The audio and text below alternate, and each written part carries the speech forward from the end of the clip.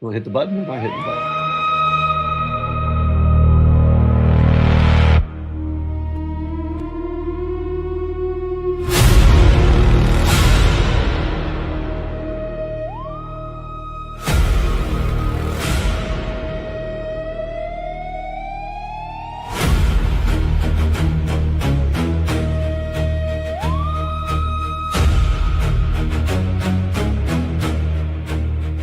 From the Patriot source, we're calling it out.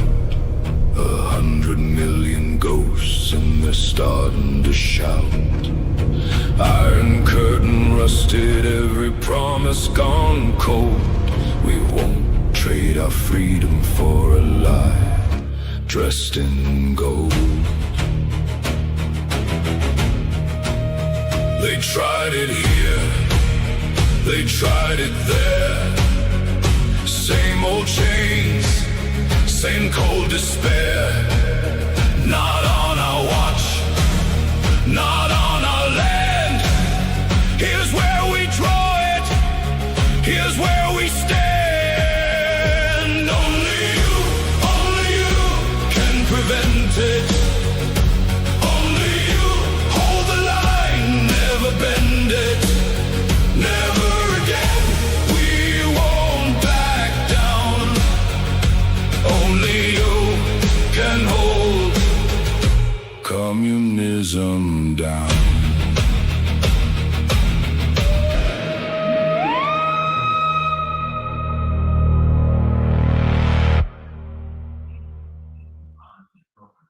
What's up, everybody? Hey, whose idea was it to schedule a live show right smack dab in the middle of Paramount Tactical interviewing Andrew Wilson? Yeah, exactly. That was your there's idea. Like 4 people here, and I was like, "Oh yeah, Gary has a huge live tonight." Hey, one of you guys that are Paramount Tactical fans, go over there into the comments and just say, "Hey, Gary, Hey, we love Patriot you, Source bro. podcast started. Time to go.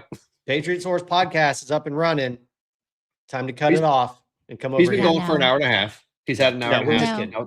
We're totally joking. kidding. We love No, Patriot Source. We love. He started at 9, I think. I thought it was 8 Eastern. Yep. 8 Eastern. Oh, Yep. I thought it was 9 Eastern tonight. No. Yeah, Andrea says that her internet's been out for hours. I mean, you're not alone because there is crazy weather happening all over the place. So I work with people who are still up in the Northern Command, up in the Ohio area, and they just got walloped today and yesterday. Again? Really for the last week or so. Like, it's bad. They had to cancel schools up there because of the flooding. I know Nam and I down here in the coastal area, we had like these ominous black clouds just hovering over us.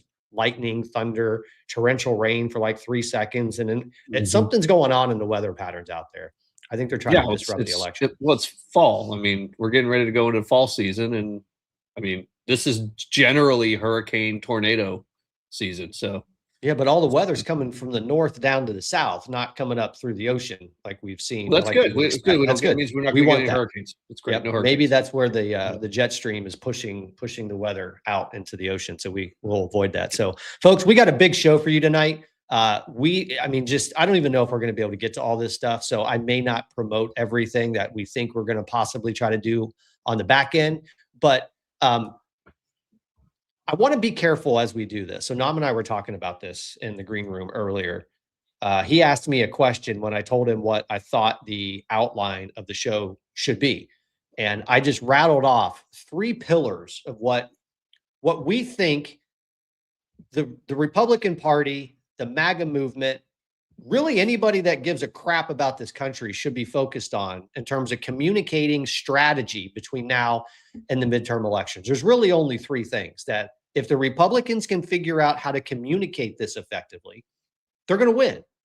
It's not that hard, but they have to be willing to actually make the case to the American people. So where I heard this concept from, obviously, was the Dan Bongino show, because he was talking about it just the other day. And what I don't want to happen is that we are not trying to chase the Dan Bongino show around, but he's right. He is absolutely right on the 3 things that if Republicans can just get their heads out of their asses for the next 70-something days, they can win the midterm elections. They can win. And there's really only three things that they have to focus on. The border's closed, crime is crushed, and we're building things. That's it. Now, those are three really, really, really big pillars that have a ton of success metrics around it. And you can talk about all three of those things literally for hours and hours and hours, because the Trump record on those three things is incredible. And those are the things that largely he's ran on in his last two presidential administrations. And he's been incredibly, wildly successful at delivering on those. So we're going to go through those and give you guys some ammunition to use as you go out and talk to your friends and your family and you spend time on social media. But first, SK was very busy today. She was incredibly busy today. I was busy today. She yesterday was, and the day before. The day before. Hey, SK, have you posted that post that you said that you wanted to post, that you told us you were going to post? No. She's too busy making pretzel bites. You sound like Lisa. She has been talking about this post that she's been working on since like November, I think, December of last year. Yeah, I've been saying I was going to do it this whole time, and I've like started putting it together. I think I have multiple drafts in my drafts. I just haven't ever like actually posted it. And there's a reason for it. It's because she gets distracted making pretzel bites. Yeah, I made those. Those are sourdough pretzel bites, and they're delicious. They look. My kids said they were better than Annie's. I sent the picture to the guys, and I said, "Annie, who?" Have you ever had the Hawaiian? We are not having a Patriot Source bake sale. Okay, that's not what's happening right now, folks. We're not having a Patriot Source bake sale. Wait until you see the next picture, and then we'll jump in. So she also, not only did she make incredible pretzel bites for her kids, but look at that. That looks like that came straight out of a bakery. Yeah, that bread, when you sliced it, looked exactly like bread you buy at the store, and that's also sourdough bread, so it's much healthier. And my kids and my husband were like as I was slicing it, they were just like putting butter on it and just eating it. It is really good. But yeah, I used to do this every day before I started debating on TikTok. So when I tell you guys that I'm here because I'm being obedient, that I don't really want to be here, I'm not joking. There are other things that I really like to do instead. Apparently she likes to bake, and she's pretty damn good at it. I am. All right. So I woke up this morning and jumped on X, and one of the first things that I saw was Nam's favorite FAGA, fake ass black pill wannabe America First influencer, posting on X one of the dumbest things I think I've ever seen. You guys all remember Nam's favorite FAGA influencer, the artist formerly known as whatever the hell his name is, posted this video. Can you play that real quick? I don't have a video. You only have the image. There's no video. Oh, I thought I put the video in there. Anyway, nonetheless, just the image. You guys have probably seen this by now, right? So there is a video flowing around social media of somebody who is standing in the Arizona area filming a border fence with the gates wide open. And because the artist formerly known as whatever the hell his name is, and all the rest of the fake ass black pill wannabe America First crowd found an opportunity to try to pounce on the Trump administration, they're just lying to you. They're just absolutely lying to you. So he says the border is not secure. We're being lied to about everything. Yeah, by you. By you. Mm-hmm. So, Nam, SK, you guys are smart people. Why would a border fence have gates open like that?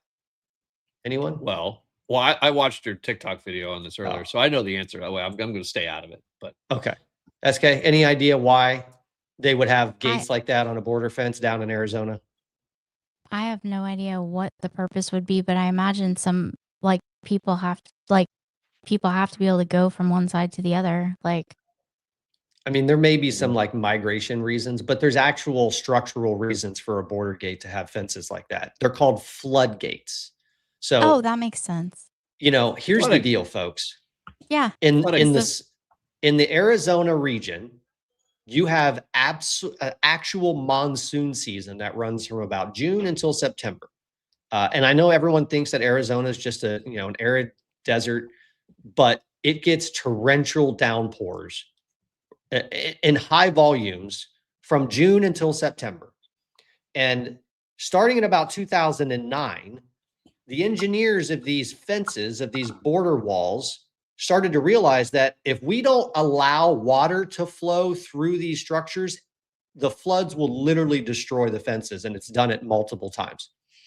So the reason why they have floodgates on the border fence is because they have floods in a lot of areas on the border. And unless you want to rebuild entire sections of the wall, then you need a mechanism in the wall that allows water to move without tearing the entire thing down. It's not But the Patriot water. Dad, It's the but Patriot it's the Dad, there are sticks and the slats. It's the trees. sticks and the trees and all that. But yeah, Patriot Dad, there are slats and there's openings. Yeah, but not big ones. They're small enough that humans can't fit through them. So yeah. And by the way, even though it's an arid desert out there, when it rains a lot, when it's super, super dry, it doesn't soak in. It just runs right off. So that's why you get as much flooding as you do. It's counterintuitive, but I think everybody knows that. Anyway. Hey, Rick. Rick What's from up, Rick Cope? Indiana. Welcome into the Patriot Source podcast. There's usually a lot more people here than this, but you know, they're all Gary, in another life because it's You're it's fighting. big. You're fighting It's a with big Gary deal. right now. Yeah, he's counter-programming us right now. So we're going. So look, folks, there's a reason why they're doing this. I mean, we all understand that the fake ass Black Pill Wanna Be America First crowd has one goal, one objective. Nam absolutely nailed it in a video that he did earlier today. Do you want to make the case, Nam, why it is that they have to go the route that they're going? You talked about it in your video today, in this civil war that's happening in this country.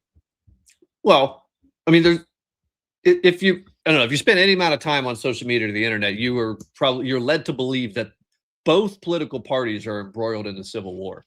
And I think at least optically that's true, but it's not entirely true. The Democrat Party is definitely embroiled in the civil war, and frankly, they've already lost it. So the Democrat Socialists have taken over that party, at least where all the energy is. They own the base, and they will own the infrastructure in very short order.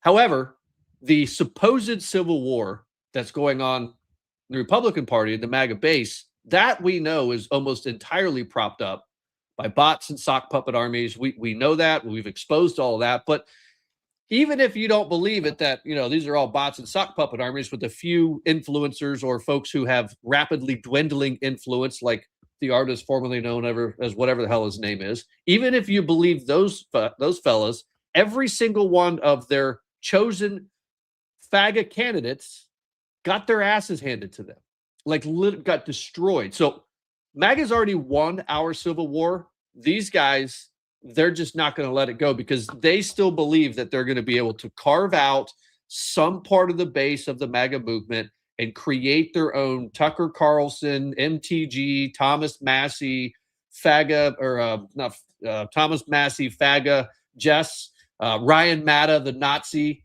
a swastika wearing guy. They think they're going to be able to do that. So these guys, somewhere along the way, we've talked about this a lot, somewhere along the way, they decided, hey, we have to look past 2028 and figure out where we belong and what's going to happen. So they immediately turned on President Trump, and now nothing is happening. This is the nothing's happening crowd. Everything's bad. Everything's horrible. Trump is getting everything wrong crowd. When in reality, he's not.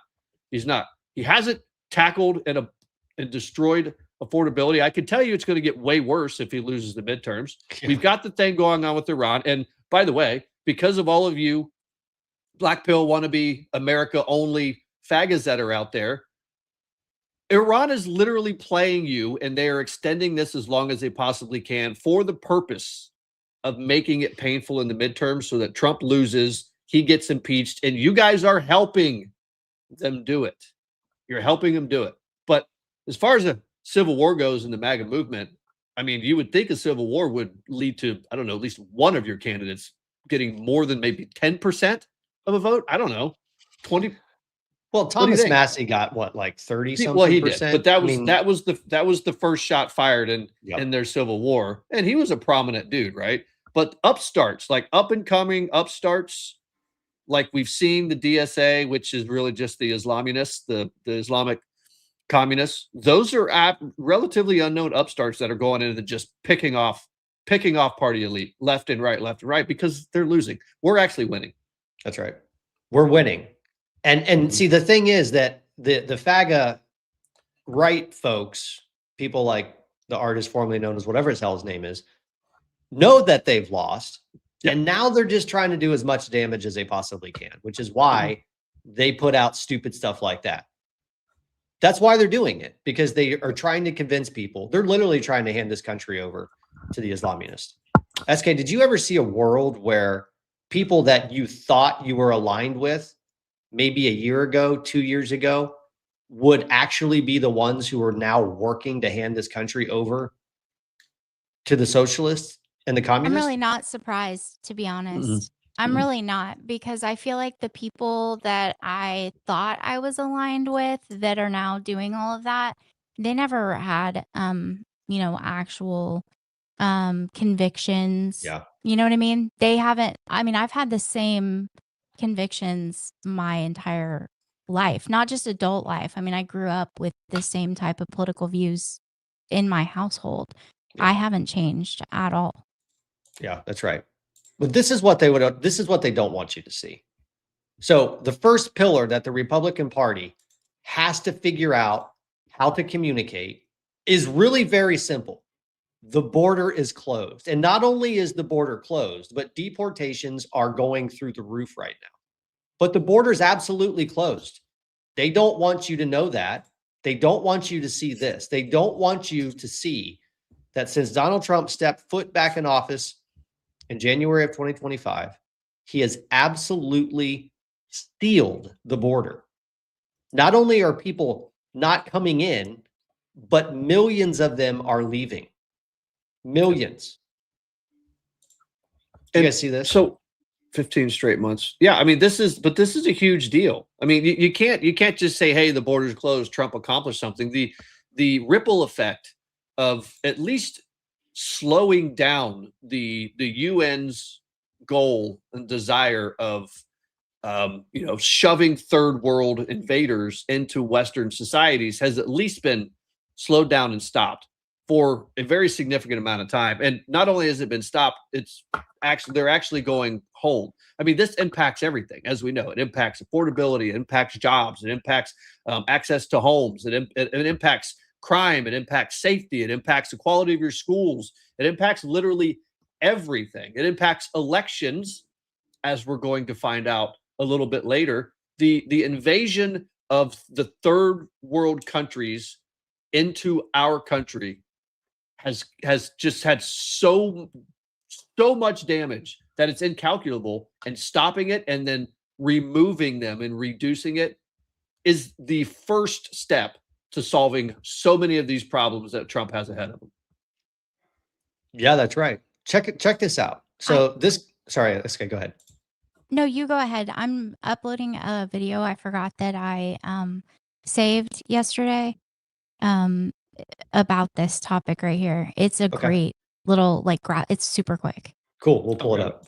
So this is a graphic that came from Fox News. Trump admin marks 15 straight months with 0 border releases as apprehensions plunge 94%. 94%. In the administration's first year, and I just want you to listen to this. In the administration's first year, U.S. Border Patrol Southwest border apprehensions totaled about 90,000, lower than a single average month under the prior administration. Did you hear that? In an entire year in 2025, they had 90,000. That was lower than a single average month under the Biden administration. Daily Southwest border apprehensions averaged 250. 250. By July, August of 2026, the administration reported 14 to 15 consecutive months of 0 releases of illegal aliens at the border, with June 2026 Southwest apprehensions at 9,848. That's 94% below the prior administration's average. That's insane. It is.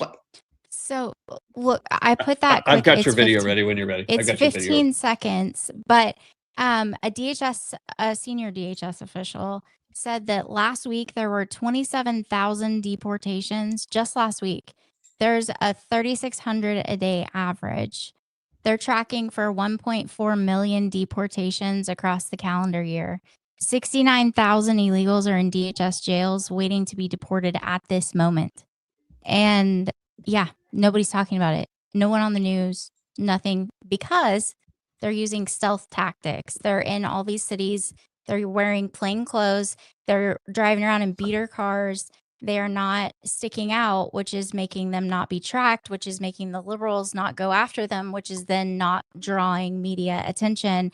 And little do a lot of people know, the Democrats realize how bad this whole immigration thing and deportation thing is hurting their campaigns. And there are a lot of blue cities, mayors, and governors that have secretly started working with DHS and allowing them to come in and giving them information and sharing information with them because they know they're losing on the immigration issue. So they're allowing them under the radar to work in their cities, and they're sharing information with them without people knowing it.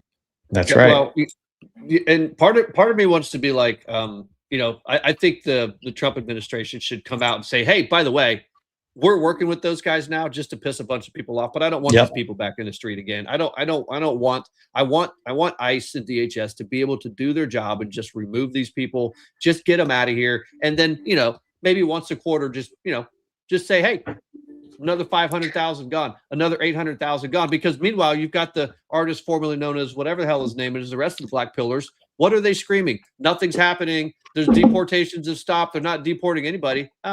They are. And they're doing it while they have to battle people in the streets. That's right. Do it. Play SK's video, and then I want to pull up one from Markwayne Mullin.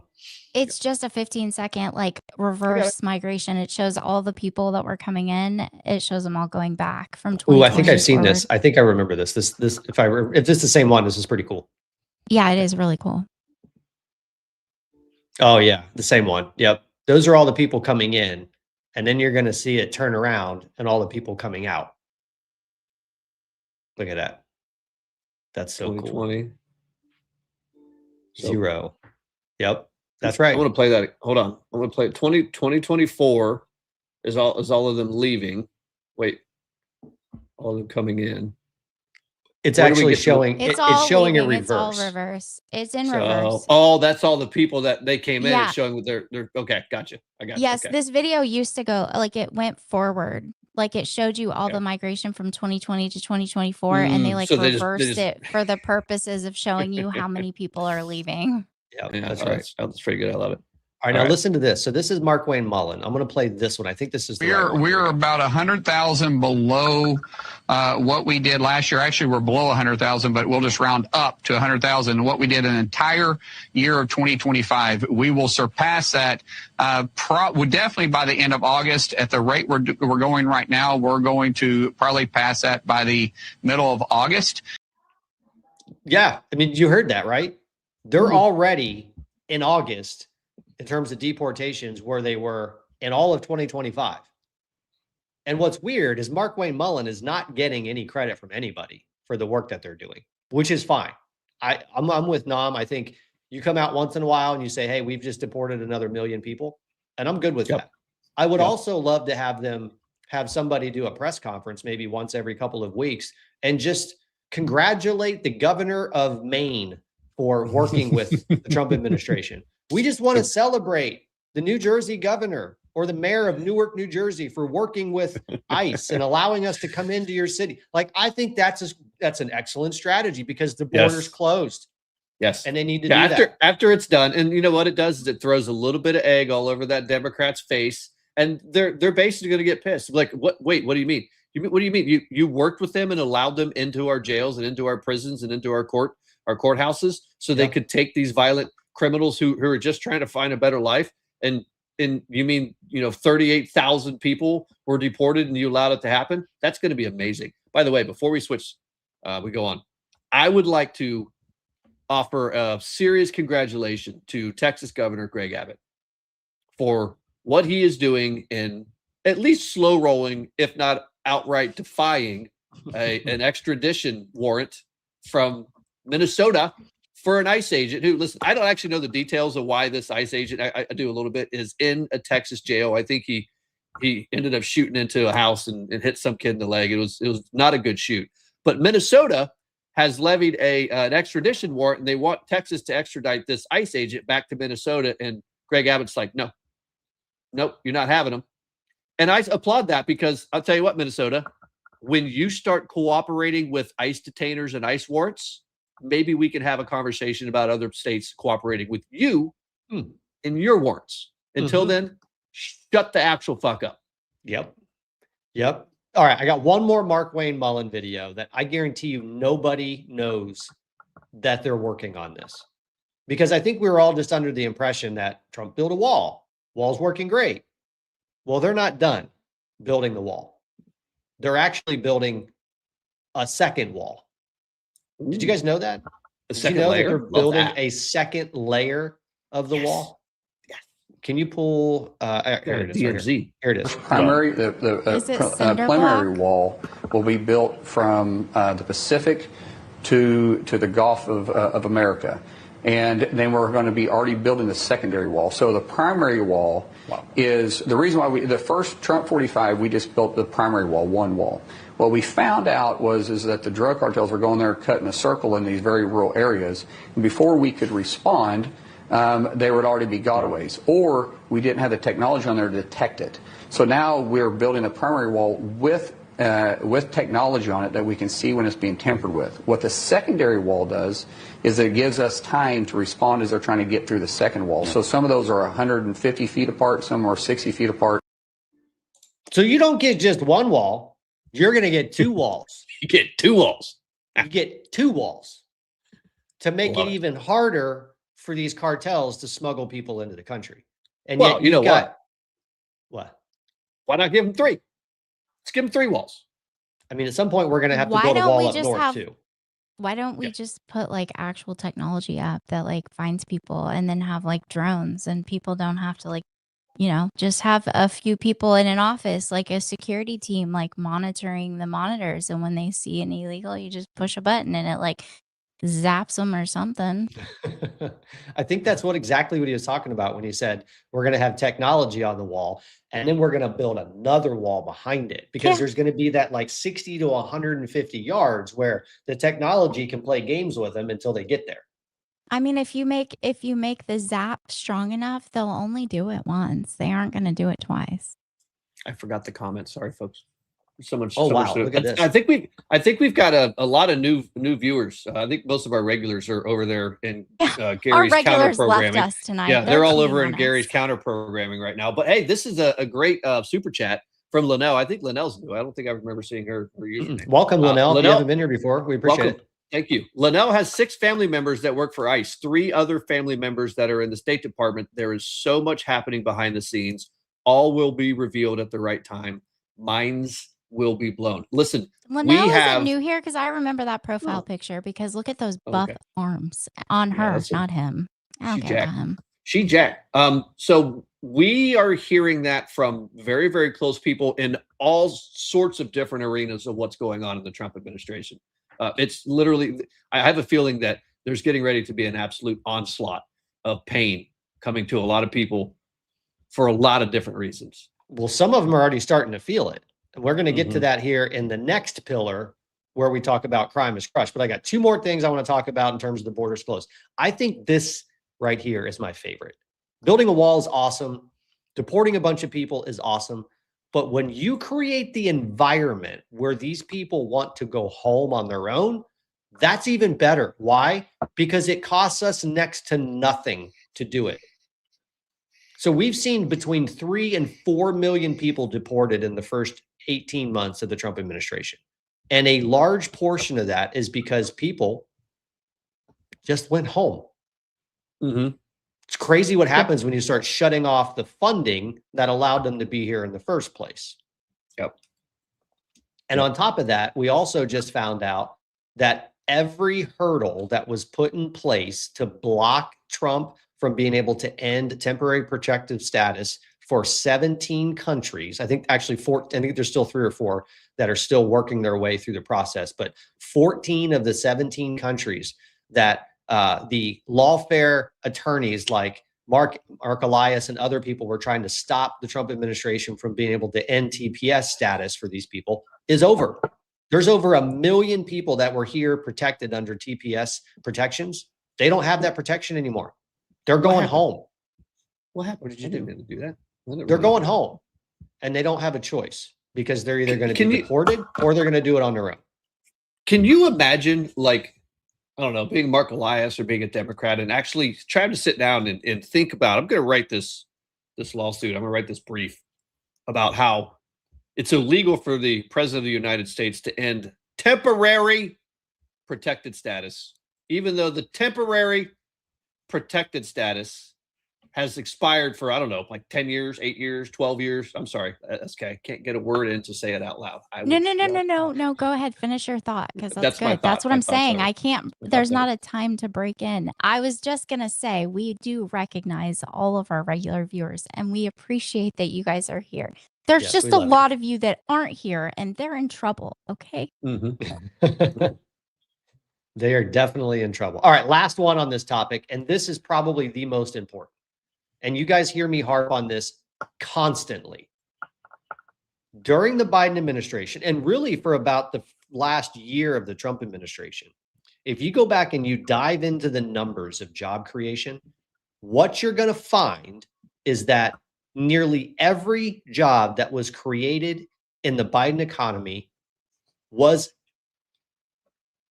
given to foreign-born employees. Now, that's not to say that native-born employees didn't get jobs, but in total, the increase of jobs, all of it went to people who were born outside of the country. And that has changed. Go ahead, SK. To Sally's comment that was up here, when we Mhm. get a chance, we need to address that, because that's a really good question, and I can answer that. Yes, We'll and come I back can to it. too, because Sally, I don't know if you know this or not, but there's one being built literally 75 feet from where my back door used to be before my house burnt down. Well, So I've it's had a not chance all to the same. Right. It's It's not all the not- same. No, Go it's ahead. not all the same. And the Arabella and 1630 fund, well, 1630s under Arabella Advisors umbrella. But all of these leftist organizations that are funding the protests against data centers, it's an intentional muddying of the water to make Republicans basically think that all of them are good. They're not all good. Some of them are good. Some of them are really bad. If they're coming into your area, you just have to do the research and make sure that they are using the proper systems and making sure that there's not going to be the environmental impact and the health impact and the cost being put onto the citizens. You have to make sure that all of those boxes are checked in order for it to be a good project, and you have to know who's running it too. That's Yep. really important. They're not all bad, but a lot of them are really bad, and it's just an intentional muddying of the waters, because this is exactly what they're pushing. This is what I've been talking to you guys about the abundance agenda, and the resources are abundant when it comes to like the data centers and them wanting to put data centers in. They're talking about how much water there is and how much, everything's fine. It's all fine. There's the resources are abundant, but then they're going to require you to cut down on your usage because they're going to give it to the corporations. And this is all a push from the left, as well as that group of Democrats that are starting that new party that came out against the DSA, and they're saying we don't subscribe to all of this socialist stuff. That's bad. That's not a part of the Democrat Party. And they're talking about the Welcome Party. Their speakers at their big conference that they had just a couple months ago were all abundance agenda speakers, including Ezra Klein and Derek Thompson. All of them, all the people that wrote the abundance agenda are the people backing all of that. That's where all the abundance, all the language usage is all wrapped up in all of that. It's going to end in socialism regardless. That's right. You actually, folks, there's actually psychological operations that are happening on both sides of this debate. SK just accurately defined the operations that are happening to convince people that every data center is good. There's also operations happening to convince you that all of them are bad. And there's a reason why they would want you to believe they're all bad also. Because, and Nam laid this out perfectly in a video he did yesterday, maybe you want to touch on this, but There's actually a race going on between us and foreign adversaries to develop control over this technology so that the future of it can be defined by somebody and something. But it's more than that. Nam, I'll let you kind of take this and run with it. But do you guys understand how destructive a fully functioning AI brain can be to propaganda narratives if it's developed correctly? Nam, can you kind of expand on that a little bit? Because the video you did yesterday on this was amazing. Yeah, I mean, if whoever wins the AI race is going to be able to determine what a reasoning artificial intelligence is, right? And when we get further down, hold on real quick. I'm sorry to interrupt you, but I was arguing with somebody in the comments of your video about this yesterday, because the argument that people are making is, well, you can manipulate the inputs to AI, and that's absolutely true. What do you mean when you say a reasoning AI? Well, one is you can affect the artificial intelligence ability to understand fact from fiction based on the inputs and how you train it, right?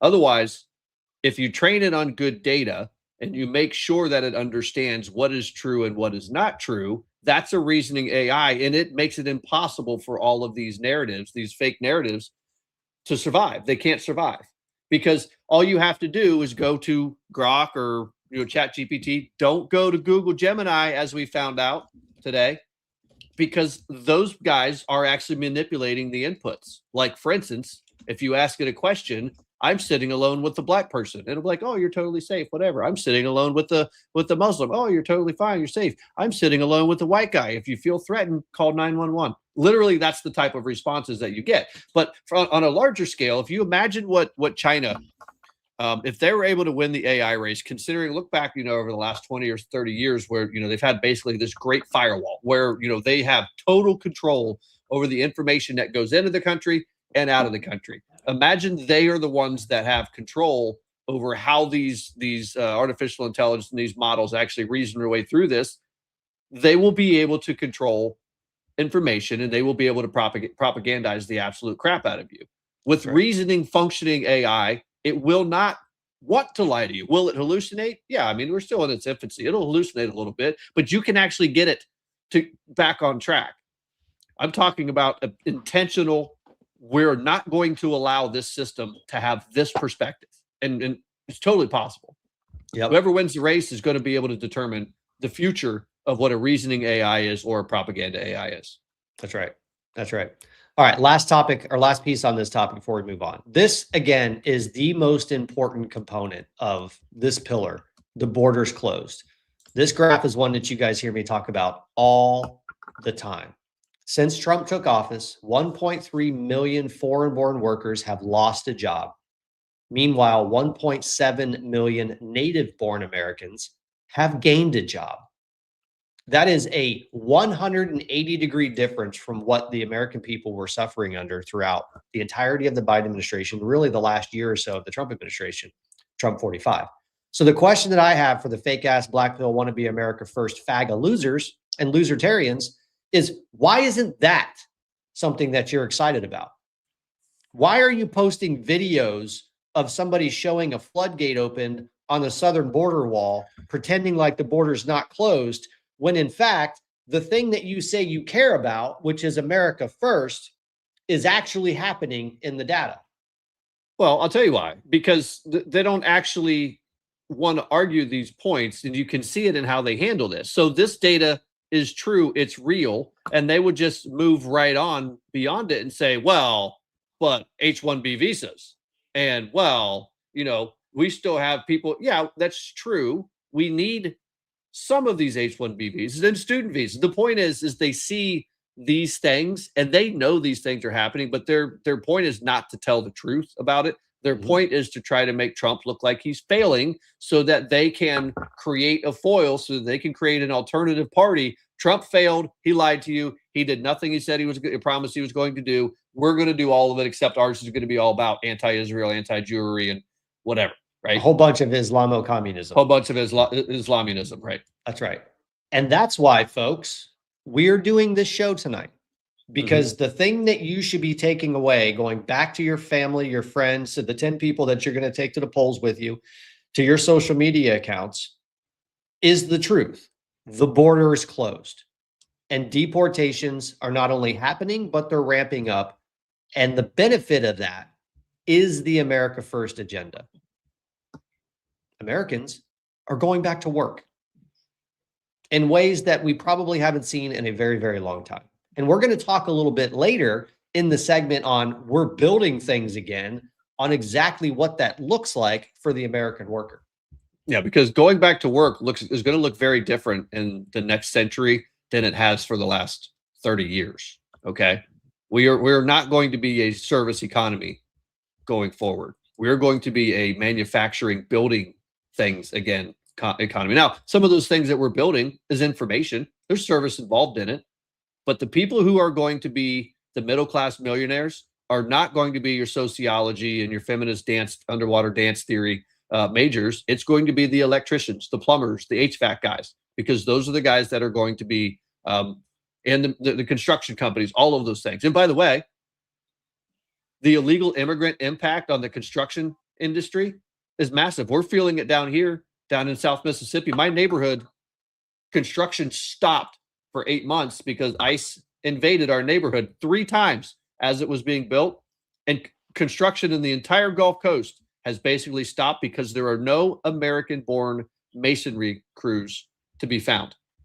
Well, you know what? Now they're starting to find them, and they are American-born people who are starting their own businesses, and there are kids who are choosing not to go to college and are learning how to lay bricks, even though it's 98 degrees outside. They're learning how to lay bricks. That's right. SK, why do you think they're holding the midterm convention here? I think it's in September, right? Have you heard about this? You haven't? So apparently the Trump team is pulling together a midterm Republican convention. So Sally asked, anyone think the convention is being held to fill seats of rhinos that got arrested? No, although that would be fun and it'd be cool if they did. I'm pretty convinced the reason why they're doing this, Sally, is for this right here. It's for this. It's so that the party understands what the messaging should be in the last stages of the campaign. It's so that the party has an opportunity to coalesce around the things that have happened, that have been accomplished, the fact that the border is closed.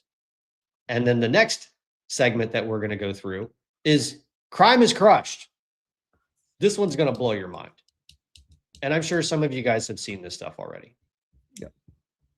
And I would argue before you get into that part of the intent of that midterm convention is there's been so many intentional distractions over the last year, intentional. And, we've been battling all of them this entire time. And, they're still hanging on. Candace is still pretending to do what she's doing and her little minions and all of these things. And it is a distraction. It's an intentional distraction. It is part and parcel. It is adjacent to everything that we've been talking about. The groups who are like, well, we got to move away from Trump if we want to have a future after Trump is gone.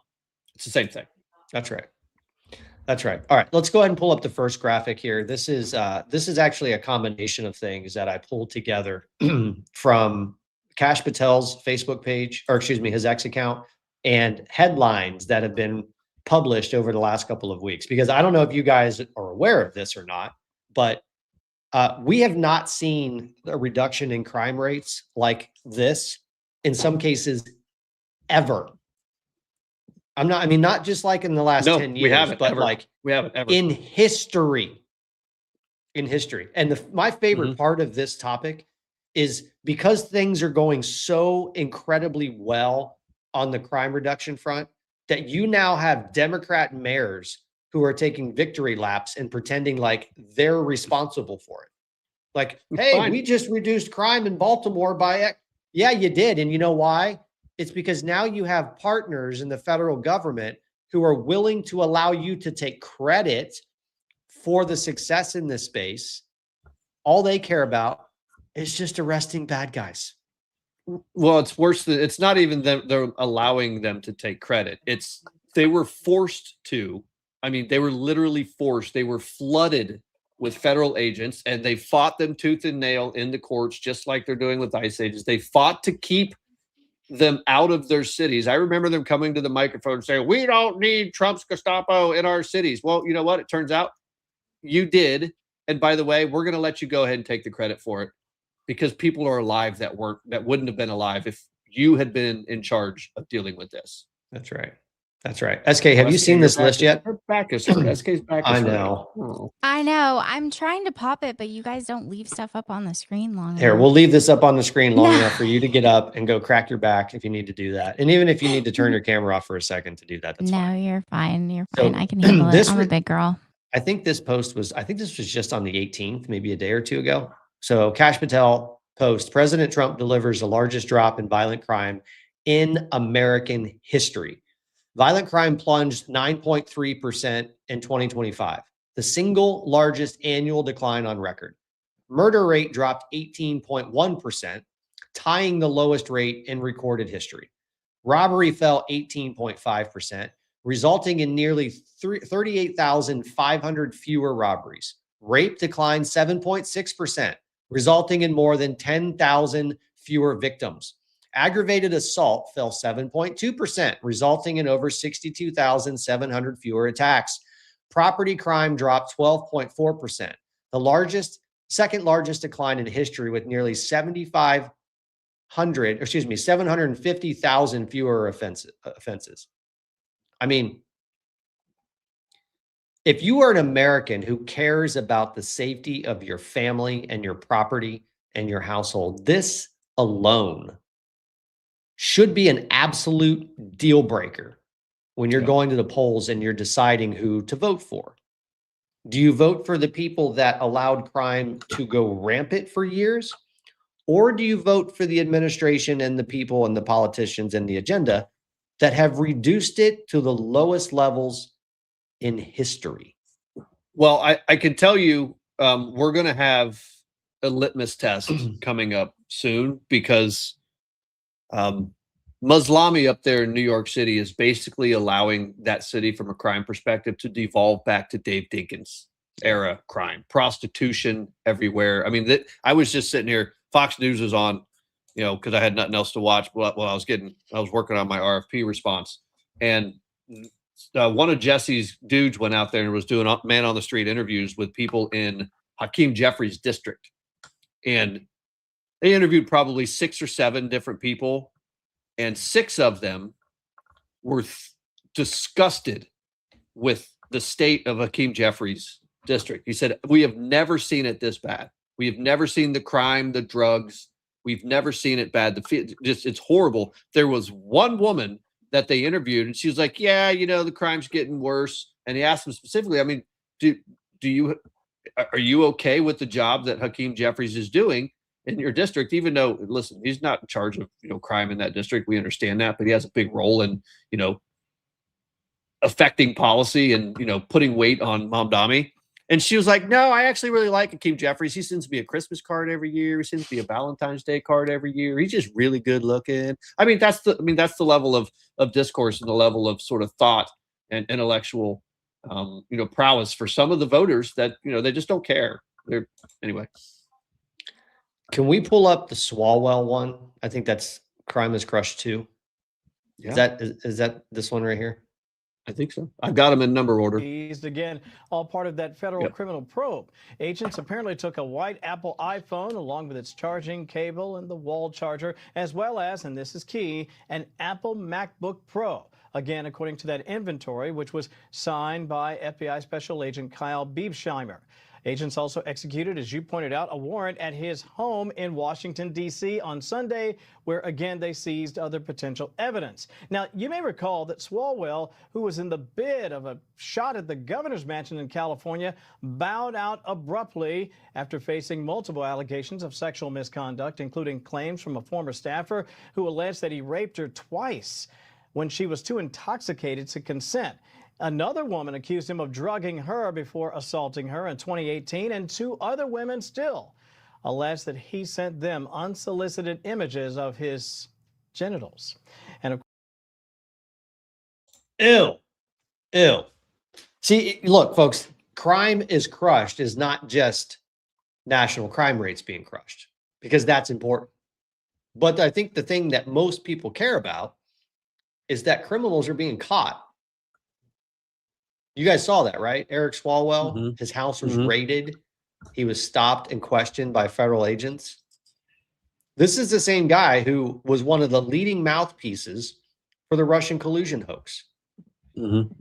And if you think that they're just going to stop at investigating him for allegations that he sexually assaulted somebody, Well, I don't even think that's they don't even care about that. They didn't raid him for that. They raided him for Fang Fang. for He Fang was Fang. he was literally in a relationship and sleeping with a Chinese spy. And Nancy Pelosi, by the way, knew it Mhm. and kept him on the House Intelligence Committee with access to TS, most likely secret compartmentalized information in some ways, I'm sure, in some instances. And Fang Fang's just over there, diddling her honeypot like it's cool. Wasn't Swalwell one of the people with the whole shift thing with going into the skiff Oh, yeah. and they were Oh, yeah. going in and listening to the intel, and then they were leaving and going straight out to computers and putting in everything that they could remember and then leaking it to the press? Yes, Yep. they were. Weird. And Yes, they were. also, did you guys get that stuff I put in there about Comey? Because that document was a couple of days ago, and that's good. Yeah. So those are I don't. under. Is it in?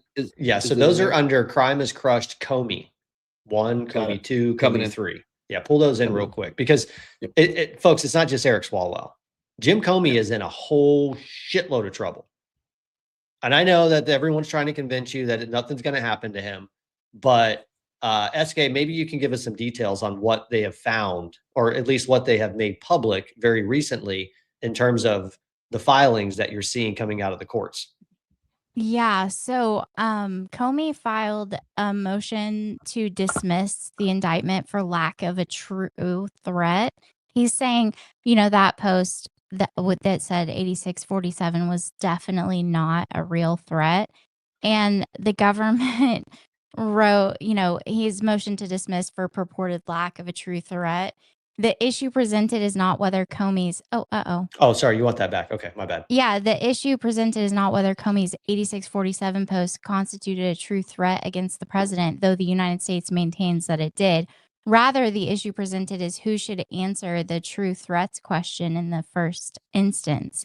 And then they said whether a statement constitutes a true threat depends on what the statement objectively conveys to the person on the other end, given all relevant factual context. The government must also prove that the speaker was subjectively aware that others could regard his statements as threatening. And in this case, these requirements must be considered in light of the Supreme Court's recognition of the overwhelming interest in allowing the president to perform his duties without interference from threats of violence. And So then before you move on, go back to that one, because that's a very important piece of what the state is claiming here. This is the federal government. This is the United States' response. State, federal government. I get it. Yes, this is what the federal government's saying. The government must also prove the speaker was subjectively aware that others could regard his statements as threatening. Now, remember, this happened in the climate where President Trump has already had 3 attempts on his life. We've got assassination culture all over the place. We got Mangione over there. We've got Antifa running wild. We've got the Texas case where you had Antifa literally shooting at ICE agents and ended up killing illegal aliens that were in the van. I mean, there was an absolute culture of political violence, if not overt assassination culture on the left when James Comey lobbed this threat. So the people listening to this that saw this, that's a green light. And we know for a fact that there are plenty of radical, rabid leftists out there that are like, yep, let's kill them. And they'll try to do it because they've tried already. That's right. All right, carry on. I just wanted to. Yeah, no. And must be tons of evidence that no one knows about, because in this document, in their response to Comey trying to dismiss this, they said at 3:12 p.m., Comey's wife sent him a screenshot of what appeared to be a partial cropped definition of U.S. English slang, indicating that 86 means to get rid of or refuse service. 2 minutes later at 3:14 p.m., Comey posted a picture of the seashells on his Instagram account with the caption, "Cool shell formation on my beach walk." There is no serious dispute that an objective viewer of Comey's post could read it to mean kill President Trump. Comey has admitted that the 47 referred to President Trump. He's already admitted that it was referring to President Trump. So you mean to tell me that Jim Comey was obviously texting with his wife and asking for some type of verification on what they could tell people they think this means, just saying that it means refuse service to people, because that's not what 86 means. Everyone knows And that. that's what the narrative's been of the left. Everyone that debates this, they say, and they, remember when they were all going all over social media and putting it on social media, they were all saying that's not even what it means. If you've ever worked in a restaurant, it means taking it off the menu. It means getting rid of it. It doesn't mean killing someone. These people, they've already messed bring up. this back up. I want to bring this back up again, because the paragraph above it, because that starting at that 3:12 p.m. I think it misses some forest for the trees here. So if we go up a little bit, it says, to be sure, Comey's account suggests any similarity between his conduct and his novel or coincidental, but he has claimed that he and his wife were on a beach walk and happened upon seashells arranged 86-47 pattern. Of course, even if Comey did not arrange the seashells himself or plan his post in advance, that would not change the threatening nature of his post. The shells were located 4 miles down the beach from the beachfront property where Comey was staying, in an area separated from the ocean by a sand dune.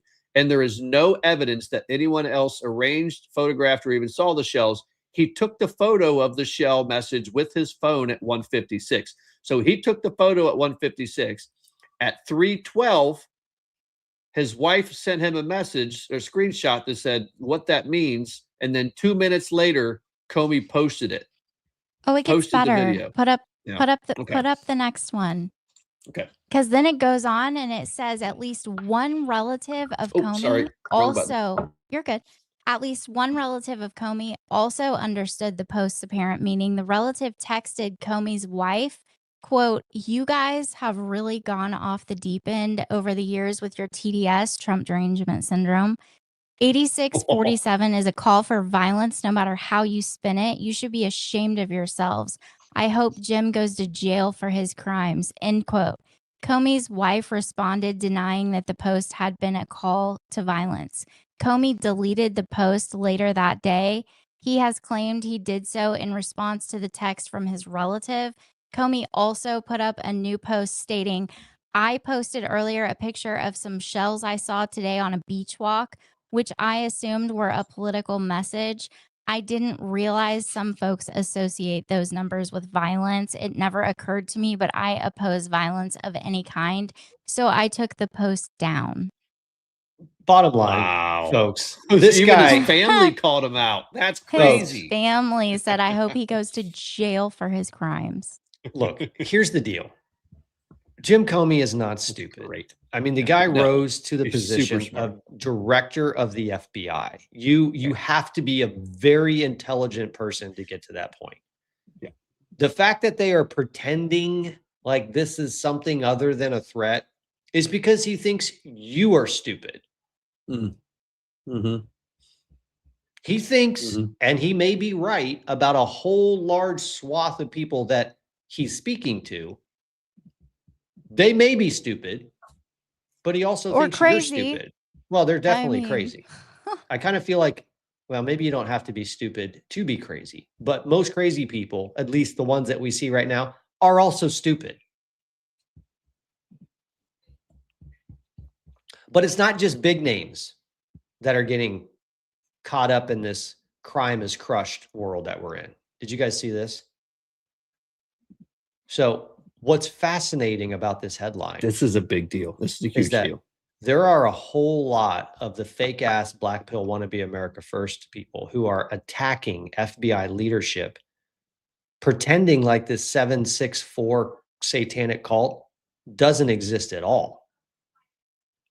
They are strongly making the case that the FBI is wasting resources arresting these people who are leading this cult that are directly targeting your children online. So it was just announced that a trans leader in the 764 satanic cult that grooms children for sexual abuse, torture, terrorism, and blood rituals was just sentenced to 77 years in prison. That's right. Kyle Seraphin, former FBI agent, is the one who's leading the effort to try to convince people that 764 doesn't exist. 764 very much exists. 764 is actually a known group in the threat intel space that I operate in. They are horrifying group. They use gaming platforms, Roblox, all kinds of them to target your children. They will start messaging them. They will cozy up with them, and they will get your underage sons and daughters to send all kinds of explicit stuff, and then they will start using it as blackmail. Read. This is disgusting. I'm going to bring this up and read this to you. I got to put SK. It looks like you're going to say something. I'm going to put my glasses I can read on. it. Go ahead. No, I got it. Go ahead and say what you're going to say, SK. Oh no, I was just going to say they're terrible. And this guy right here is one of the original members of the nihilistic violent extremist groups, Harm Nation and 764. And he's committed to bringing about the downfall of society through terrorism by targeting children and other vulnerable people and extorting them to engage in criminal sexual conduct, self-harm, and mass casualty events, which is what happened in California earlier this year when those two kids went to that synagogue and shot the place up and then got in the car and shot themselves. And they live streamed it to the Discord server. These people are super dangerous. This guy's also in trouble for sending videos. I think this just says animal torture videos, but he actually was sending videos of animals getting crushed. Yeah, I mean, so this comes from Andy No's publication, and it says he's a member of a violent satanic death cult network. By the way, folks, if you have young kids that are listening to this, you might want to put the earmuffs on them for a couple minutes. It goes on and says that it was sentenced to 77 years in federal prison Wednesday after pleading guilty to sexually exploiting and terrorizing underage girls around the world and grooming them into mutilating themselves and torturing animals to death. Kyle William Spitz, or whatever his name is, pleaded guilty in late 2024 to producing child sex abuse material, possessing and accessing without intent to view, I can't read today, with the intent to view CSAM and helping distribute animal torture videos. But he wasn't sentenced until Wednesday by a U.S. district judge. The judge sentenced him to the entirety of what the prosecution had sought, 77 years. And this is a trans radical activist who's taking it to your kids. So yeah, but this leaves out some of the executive summary that was on Andy No's original post. So this guy here has confessed and he claimed ownership. He took credit for multiple suicides, like blackmailing underage boys and girls into committing suicide because of the photos that they had sent to him. I mean, it was horrifying. And then he went on to say, above and beyond those multiple suicides that he took credit for, he had thousands of victims. He was getting them to cut themselves, to disfigure themselves, to injure their siblings, to molest their siblings and record it. I mean, this is disgusting, sick stuff. And I'm going to tell you a story. I don't know if I should tell the story. No, I'm going to leave it. But I believe that this group actually hit very close to home with the kid that went to school in the school district I used to live in. Yeah, I mean, they were everywhere. It's pervasive. It's so bad. These people are so bad. And it even says that some of the images that they obtained from his devices, there were two minor victims, 2 girls, just 2 photos out of tons. One of the girls had written his username on all these Discord servers and stuff is like different variations of crim, like criminal, like CRIM. And she had written crim across her chest in her own blood. Wow. Yeah. Terrible. Wow. All right. They carved, some of them were even carving it into their bodies. They like Yep. literally blackmail these people into doing, and these are minors. These are children. Unreal. But that's not all, because crime also includes accountability. Did you guys see this that happened? I think this was today, as a matter of fact. Chairman said Act Blue accepted up to 38 million contributions in 2024 that had the signs of foreign origin. How much fraud is too much fraud? On the advice of counsel, I respectfully decline to answer the question pursuant to my Fifth Amendment rights under the Constitution. So defiant, too. How many foreign contributions defiant. did Act Blue accept?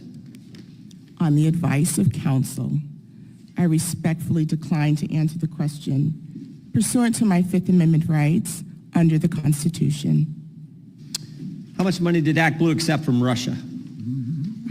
On the advice of counsel, I respectfully decline to answer the question pursuant to my Fifth Amendment rights under the Constitution. Why did your entire legal team quit? Hold on, pause, leave it here. But she's going to keep saying this. I think the questions he's asking are more incredibly more important than anything. We'll keep going. Yep. Well, hold on, in-house stop real legal quick. team. Pause it real quick. Folks, I want you to notice the nameplate. Put that back up. I want you to notice the nameplate right in front of her.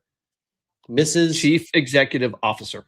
Chief Executive Officer, the CEO of the network that funds every Democrat politician in America, is sitting before the House of Representatives committee, pleading the fifth when being asked these incredibly important questions. Billions of dollars flow through Act Blue. Billions. Yep. And Act Blue keeps a percentage of all of that. I can't remember what the percentage is, 2%, whatever it is. Yeah, Act Blue probably, yeah, it's keeps a processing fee, percentage yeah. of all of that.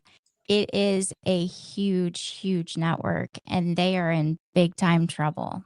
So right. just to All right. remind everybody of why they're in trouble, smurfing. So what they are accused of doing is taking illegal dark money, massive. And if you listen to the first half of that video where he's like, how much money did you take from Russia? Just millions and millions and billions of dark money, a lot of it illegal money flowing into Act Blue. From out of the country.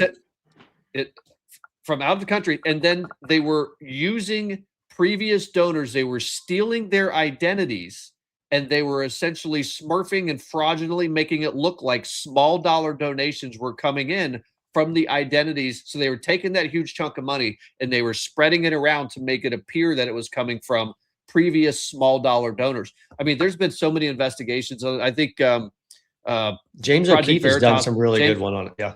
I mean, he went and knocked on some doors, and there were people who were on fixed income of like $1,000 a month who were found to have donated hundreds of thousands of dollars, thousands and thousands of individual donations. And these people are like, I didn't do that, because they were doing it.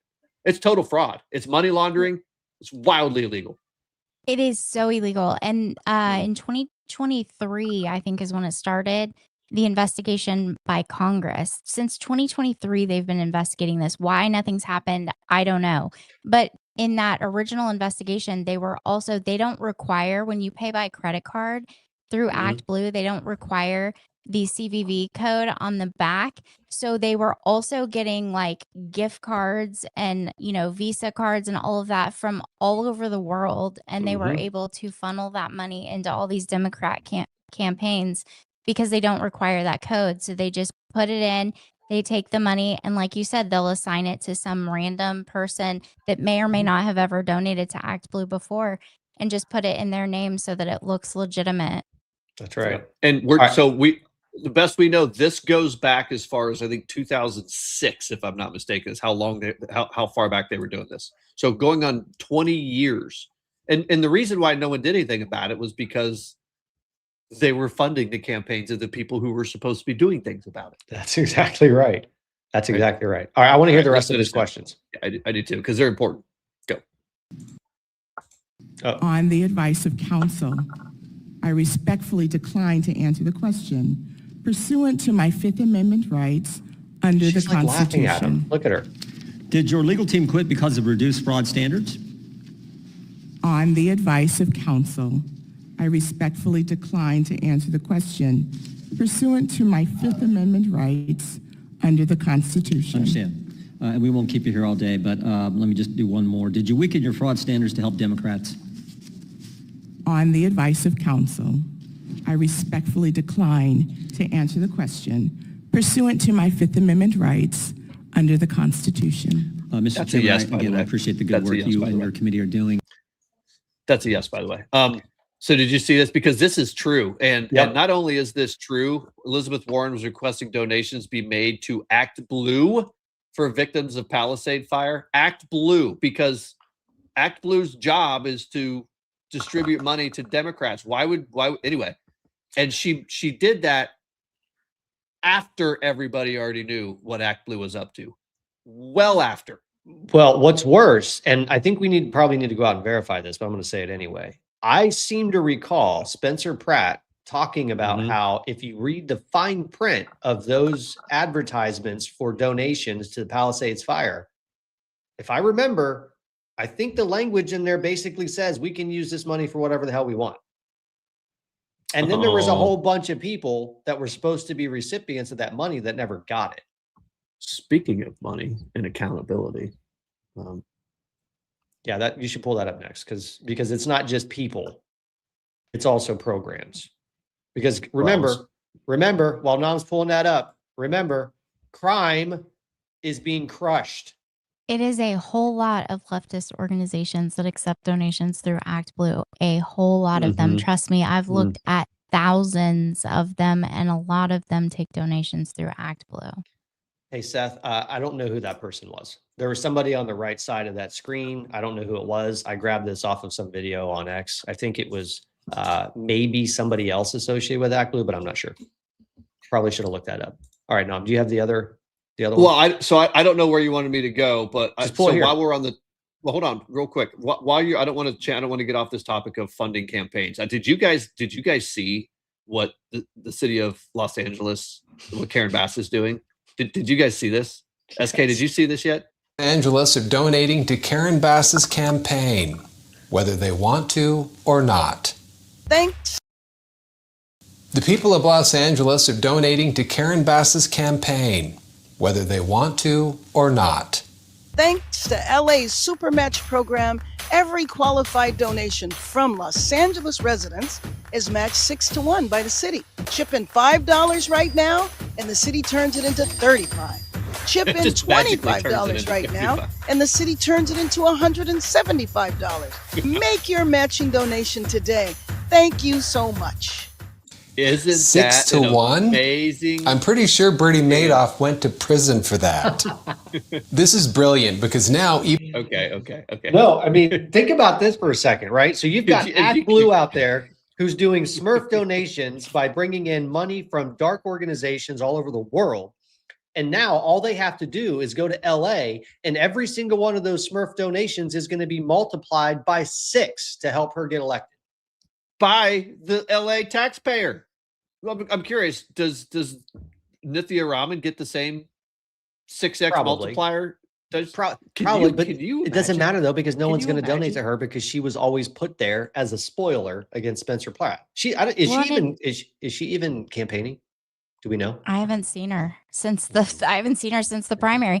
But aside from that, even if they are allowed to donate to her and it's matched, they're both Democrats. Nobody cares who wins. Because they're both going to do the same thing. That That is is so fun. wild. They're so fun. Absolutely wild. There is one more thing. Actually, 2 more I want to go through here before we jump over to the next one. Nom, can you pull up the one of all the programs that are being shut down? Is it this one? Fraud rings. Maybe is it this one here? Yeah, crime is crushed. No, not this. This is good. We're going to get to this in a second. No, this is a graphic. It's not a video. It's a picture. It's an image. It's crime is crushed, fraud rings. No, I didn't. Hold on. I think it's crime is crushed 3. Oh, I had that. I had to have had that up there. Crime is crushed 3. No, dude. Primary, secondary walls, deportation, boarding. Crime is crushed 3. That's Comey. Ah, shit. Hold on. I got it. Sorry. I'll pull it up. They're in alphabetical order, aren't they? No, they're not. Unfortunately. No. Oh, mine are. That's why I No. put stuff that starts with A, because it's like in No. alphabetical order. Fraud ring. It's a video. It's not a Oh, is it a video? dummy. Okay, play Yes, dummy. That's why I couldn't get to it. I'm like, where is it? Hold on.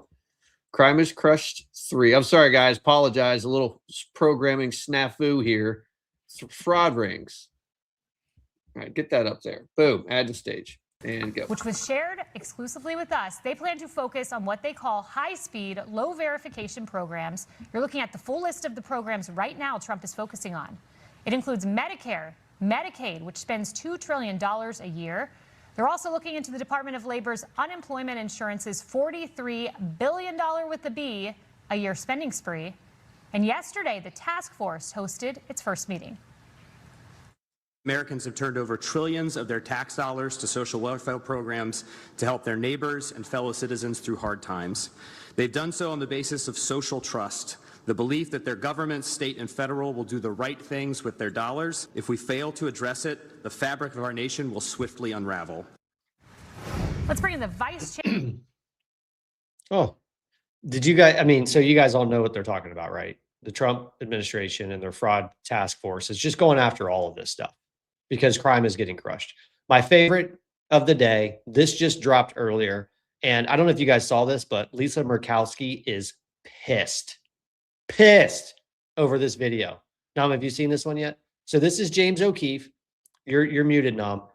This is James O'Keefe doing what he does best and just exposing the crap out of fraud. You have a response after this, right? Her response was just atrocious. But here we go. I don't have her response. If you want, we can look you up first. Or... Yeah, I just want to see this right. No, I left the ID at home. So, oh, okay. Can I give you a name? Yeah, we'll trade. Okay, sorry about that. The last name is Murkowski. And what is your first name? The name is Brian. Do you know how to spell Brian? Brian. Is the name on the list? You are. Okay, perfect. So this is the right place. Yes, state ID. Oh, okay. Military ID. I think I left that at home. Oh, Can maybe I should be like TSA. A real ID, please. Would it be possible to vote without it today? Absolutely possible. Oh, good. You have a mugshot. Oh, I think I left that at home. Blood? DNA. I got blood. Yeah. You got blood. You want to leave your blood? Can you check to see if I'm in the right place? I can do that for you. Oh, hello. But you don't have any IDs? I think I left it at home. Would it still be possible to vote today? Yeah. Yes. You can vote if you'd like to. Do you want to do a question ballot? I mean, all I got to do is do the question ballot, then I can vote. Yes, sir. Oh, that's so convenient. It's shocking that the people inside this polling location here in Alaska did not question me at all, considering the last name Murkowski is very, very unusual last name, and that's their current senator. But I went in there and kept saying I didn't have my ID. The woman said, you can vote today. All you got to do is fill this document out. So we just fill out the question ballot, and then Brian Murkowski can vote today. Yes, sir. Yes, sir. Holy shit. Did she really say, do you know how to spell Brian? Like, do you know how to spell your first name? She knew it wasn't him. I mean, in all fairness, let's be honest. No they fairness did question him. They did question him. They questioned the crap out of him. But then they were basically like, well, we don't care. Go ahead and vote. Fine. Go for it. I mean, this is almost as bad as learning that in many places, you can actually vote as long as somebody vouches for you. As a matter of fact, you can take 8 of your friends to go with you and vote Hamas. as long as you're being vouched for. Right.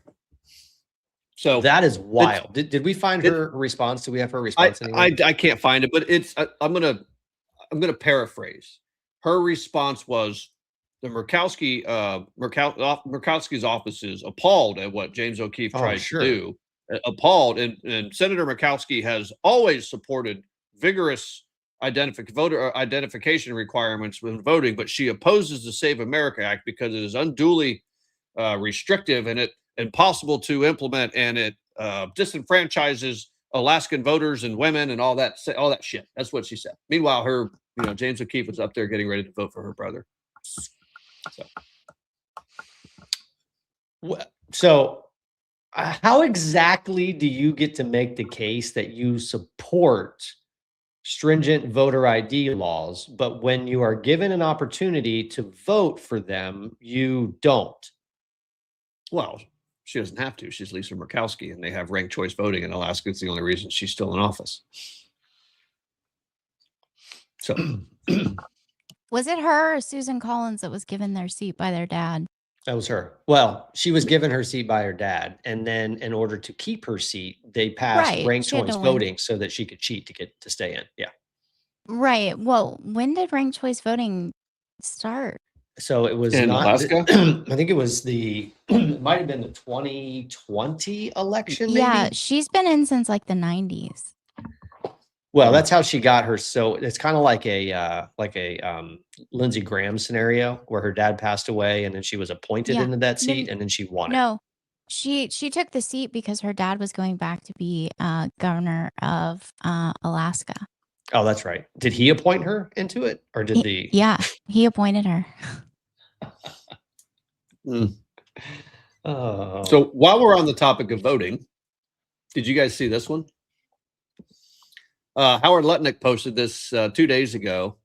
Department of Commerce Census Bureau just released its analysis showing more than 24,000 non-citizens illegally voted in the 2020 election. Not just registered, but literally illegally voted. And that's just the beginning. More than 32 million voters' records will be analyzed in the coming weeks. And these records will likely show tens of thousands of additional illegal voters. So what he's reporting on is they've analyzed about 120 million voter records and 32 million more, which are rounded out about 152 total million voters. And they found that 24,000 non-citizens voted in the 2020 election. Do you guys know what the delta was in, say, I don't know, Georgia or Pennsylvania or Wisconsin? 20,000. Or yeah. It was 11,000 something in Georgia. Mhm. It was. Is It that was. one of those things where it's like you're going to hear like the Michael Anton response from these people? It's like, well, that's not happening, but it's a damn good thing that it happened. Mm-hmm. Well, Is it's that not the happening. response? Well, I mean, it may have happened, but it wasn't that many. Like we saw with the 400 or so that were registered to vote. God, where was it?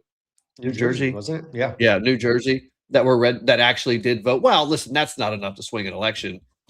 Okay, 24,000. Well, I mean, that's not enough to swing an election in all 50 states. So it doesn't have to be. It only has to swing an election in 1 or 2 swing states. Yep. Which we know. So they're getting closer. They're getting closer to showing that yes, the 2020 election was stolen.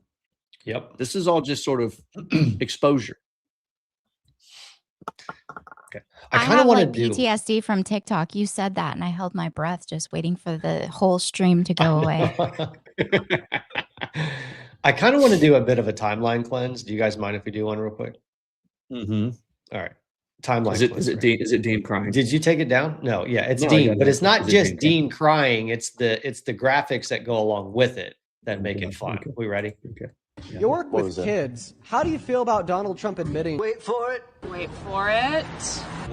to sexually exploiting naked women and kids on Howard Stern's radio show in 2005? You sure about that? You sure about that? You sure about that? And being credibly accused in the Epstein files of doing things And you're to a accused- kid. and Oh, you're I accused want to too, so what debate does that him have on to do this with so anything? bad. I've done it 1,000 times already. What? Why would you say that? You're getting. Hold on. We got to back it up because SK talked over it. Hold on. You got to hear what the caller says. And being credibly accused in the Epstein files of doing things And to you're a accused. kid. And you're accused too. So what does that have to do with anything? What? Why would you say that? You're getting. Don't cry, don't cry. Don't cry, it's gonna be okay. They're trying their best, guys. They're trying their best, bro. They're really trying their best.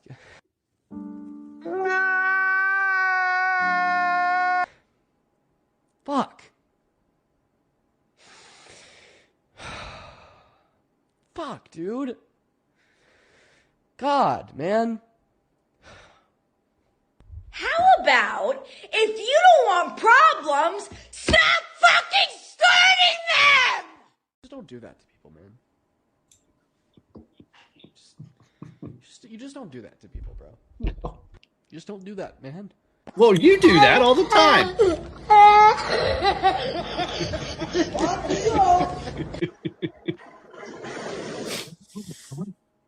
They finally found their way to get to me. You know? Finally! They're always looking for that way. And they found it. All right, so hat tip at RG or RBTGIL. That was amazing. SK's had some run-ins with this guy before, so I'm going to let her take it from here. Well, aside from the fact that our very own willpower exposed some of this stuff a long time ago on TikTok Live with one of the girls, not that he did things inappropriate with her like that. They were dating. There was a lot to it, and I don't remember all the details, and I don't want to mess it up. But I will say, Dean knows the right way to debate that. He knows the truth about that whole situation that was being discussed before the guy said that. And it blows my mind that he still continues to repeat the same bullshit in 2026. This is 2026. For 2 years, Dean has known every bit of that all you have to say to these people when they bring up the Trump Howard Stern thing, because they want to bring up all of this obscure stuff all the time. He's talking about the interview with Howard Stern where he mentions the Miss USA pageant, and he doesn't say teen anywhere in there. All you have to do is say, pull up the interview and show me where he says teen. He doesn't say anything about teen, anything. He's not talking about kids. He was just talking about the pageant in general, and he's being Trump. He's exaggerating and stretching the truth because it's Trump this was like 2002, 4. It was a long time ago. Pre 2010. And yeah, these people want to take everything that they possibly can and twist it into making Trump some bad guy, which is exactly what he was doing. And then when it's done to him, it's not okay. And, it's terrible. Why would anyone do this? And he literally does it every single day. They're still debating the same topics. And I haven't been on TikTok in almost a year. Well, the thing is, the people who are accusing him are not backing down, right? They are trying to make a case that someone stole some Australian girl's profile and made that's not the genesis behind this. There are allegedly several other people who are making the allegations, and that's his attempt to try to sidestep it. And one of my favorite creators, older millennial, ain't letting them do it and is just beating the crap out of him over it. But anyway, I thought that would be a good timeline cleanse because it's always good when we get to see Dean Withers cry. Yeah, well, Dean Withers says he's going to sue older millennial, or he's working with his legal team to figure out exactly how. Is his legal team the same as Harry Sissons? Yeah, it's Baron Coleman. No, it's that one guy. What was that guy's name? Oh, damn it. What was his name? The albino looking dude who had a problem with underage boys. What's his name? Had his own problem. M? Yeah. I can't remember his name. Started with an M? Anyone in chat know who that guy was? Doesn't matter. Let's move on. Let's move on Folks, because we're building things next. Yep. Crime is crushed, but that's not all. The third and the most important pillar of all is we're building things. We're building a lot of things. As a matter of fact, manufacturing activity has hit a 4-year high. Manufacturing employment hits near 3-year high. And we talk about this all the time on the show. This should not be a surprise to any of you. You should not be surprised to hear that the Trump administration is absolutely reshaping not only the entire US economy, but the global economy. And he's doing it as a builder. He's rebuilding the US economy. And can I just say for a second, the fact that he's been able to do so much in 18 months to reshape the US economy is nothing short of an absolute miracle. Yeah. It's literally miraculous. It is, and these are not Band-Aid fixes either, folks. No. Right? Because that's all he was able to accomplish in the first 18 months of his first administration. Because you remember, then we went into impeachment 1.0, and then we went into Ukraine impeachment 2.0, and then we went into COVID, and he wasn't able to do it. Understand that these midterms, if we lose, it's going to be impeachment 3.0 and impeachment 4.0, and there will probably be another global pandemic that they'll send out here for the 2028 election. I mean, they're going to replay the exact same allegations, the exact same claims, but it's going to be on steroids. That's right. Is Trump wearing a bulletproof vest in this photo, or is he just gaining weight? Probably both. Probably both. Yeah, probably both. He's getting old, man. Guy's over 80 years old. Yeah, But you heard him say he wasn't going to wear a bulletproof vest because he didn't want to look even fatter. Knowing him, he probably doesn't have it. I guarantee you because he doesn't really have a say. If Secret Service says you're wearing one, he's wearing one. That's just the bottom line. All right, so folks, you guys have seen a lot of these charts. So here's your opportunity to take screenshots and to start using this stuff as you're communicating with your family and friends and in your own social media. So this is a chart that talks about construction soars under President Trump. So this is showing the employment, so the jobs that are being created as a result of his effort to remake the U.S. economy. So you can see that starting in Q1 of 2025, 9,300, and it has gone up dramatically month after month after month. And the third fiscal quarter of 2026, which we're in right now, so far, nearly 100,000 non-residential specialty trade construction jobs have been created to remake the economy. So why does that matter, though? Well, because we talked about this earlier, right? We talked about how when you're seeing these foreign-born employees leave jobs and native-born Americans start jobs, that means that you're starting to see the lower and middle income class or households see their standard of living increase and their incomes increase. And this right here, so this is really important. This is the antidote to the politics of confiscation right here. This graph will neuter any attempt of the socialists and the communists and the confiscators to try to convince the working class that they need the elite socialist class to save them. Because the economy that the Trump administration is building is being built from the bottom up, not the top down. Now, you can't really see it very well in here because it's got this border around here, but on the left-hand side, what you see is lower wage workers between 10th and 40th percentiles. And underneath that, it says blue collar workers. Blue collar skilled tradesmen have seen their incomes go up 10.1% compared to the confiscators, the highly educated DSA members who are trying to convince the working class that they need them, have only seen their income go up 5.4%.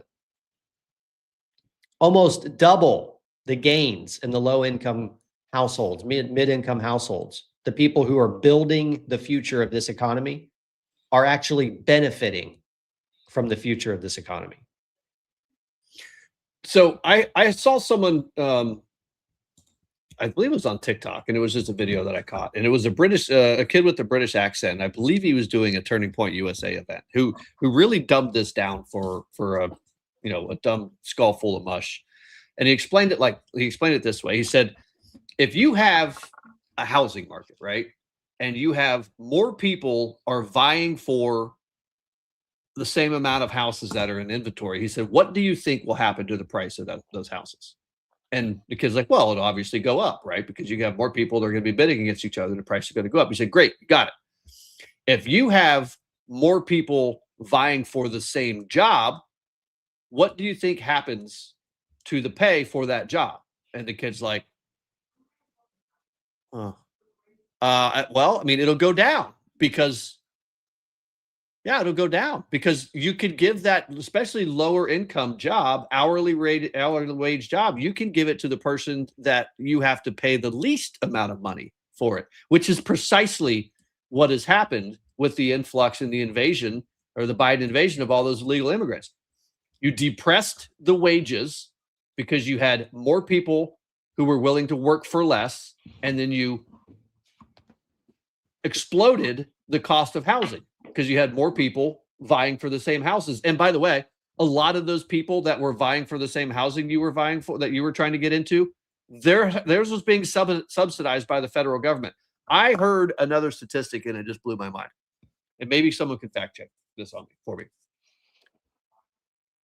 The amount of money that we paid out in Social Security in 2024, we paid twice as much money to support and sustain and subsidize illegal immigrants in the same year.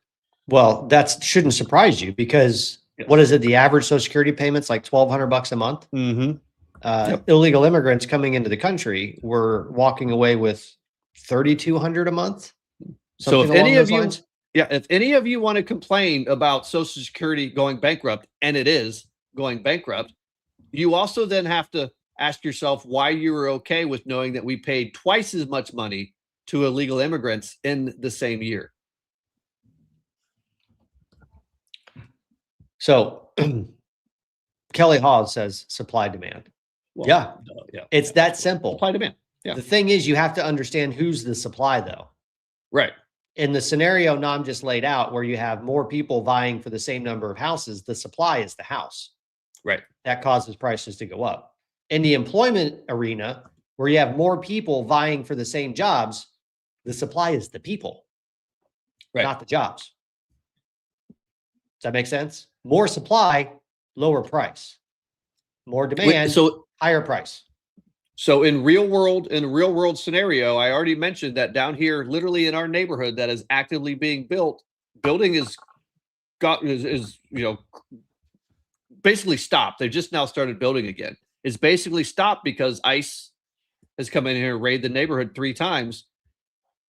The reason why all of the construction crews down here, or basically anywhere in the country, are all Mexican, if not illegal immigrant, is because the owners of those construction companies can and do pay them less because there are more of them and they are willing to work for less. So it suppresses. That's right. The pay. That's a real world example. That's right. So the new crews that are getting started that are American born, they're going to charge more, and the owners of the construction companies are going to have to eat it, as they should. That's right. I think this is probably, in my mind, SK, the most encouraging of all of the stats that we've looked at so far. So what this graphic is showing you is the elevated volume of business applications in skilled trade industries. So what does this mean? And we talked about this a couple of weeks ago. This means that people who are skilled tradesmen who have learned how to build things with their hands and are now benefiting from the economy are also becoming owners of the means of production of that work. They are actually taking those skills and they are turning them into small businesses. This also is the antidote to the politics of confiscation. Because when you're trying to convince workers that you need a socialist, overeducated, elite nincompoop to help manage the affairs for you, they then suddenly start to realize that the people they're going to be confiscating from are you. It's you. The workers that they supposedly support and want to help are in fact, the owners of the means of production in an increasing fashion because of what Trump is doing in the economy. Yeah. Does anybody know what the ratio of small businesses to Fortune 500 companies? Because they always want to blame the CEOs and the millionaires and billionaires, but what is it, like 80% of all jobs are small business or in small business in this country? 20% come from large multinational corporations or even, Fortune 500, Fortune 1000 publicly traded companies. I mean, of course, you are where the money is. You are where the tax base is. It's not these corporations. It's you. That's right. That's right. This is the last one on this topic, and then we have a couple fun things that I think we want to do. I think this is a huge wake-up call, folks. So we are hearing, and look, you want to talk about an affordability crisis? Yes, there is an affordability issue that's happening in our economy, and it's been happening for a very long time. And we understand the reasons for it. We understand that we are still living under cumulative or 40% cumulative inflation over the 4-year period that the Biden administration was basically just flooding the economy with money, printing money left and right, and just handing it out all over the place. But policy, all of it. Yeah. The question is, what is the biggest contributor of the lack of affordability in this country? Because it's not how much money you're spending on food, clothing, and housing. Americans pay more in taxes than they spend on food, clothing, and housing. So when you watch those videos on social media, those foreign influence funded campaigns of these influencers who create these brand new accounts, and then they've got 36 followers, but dozens of accounts, and suddenly they sound like they're reading scripts about how it's unaffordable to live in Ohio, or how is a Gen Zer supposed to be able to afford to pay $6,500 in rent in New York City. The question that you should be asking them is, well, how much of your unaffordability is because you're living in a city and a state that is taxing the shit out of you also? Because you're actually paying more just to fund the government that you live under. And if you listen to the politics of confiscation, they will flat out tell you that the way they are going to fund their programs is by making you pay even more in taxes. Mm-hmm. So if you think things are unaffordable now, what do you think it's going to look like when they take 70% of your income, or 80% of your income, or all of it? How do you think that's going to work? I saw this video and I almost grabbed it. This like AI rendition of a young Gen Zer laying on her bed, playing on her phone, hoping and praying for socialism, and kind of like the Back to the Future. Not Marty, but the doc shows up in the DeLorean and takes her to 2050 and shows her what it actually looks like. And she was horrified, as she should be. Maybe we'll pull that in next time because it was fantastic. I don't think you need to. We've got like real world examples. You've got North Korea, South Korea. That's the same culture, just different political philosophy.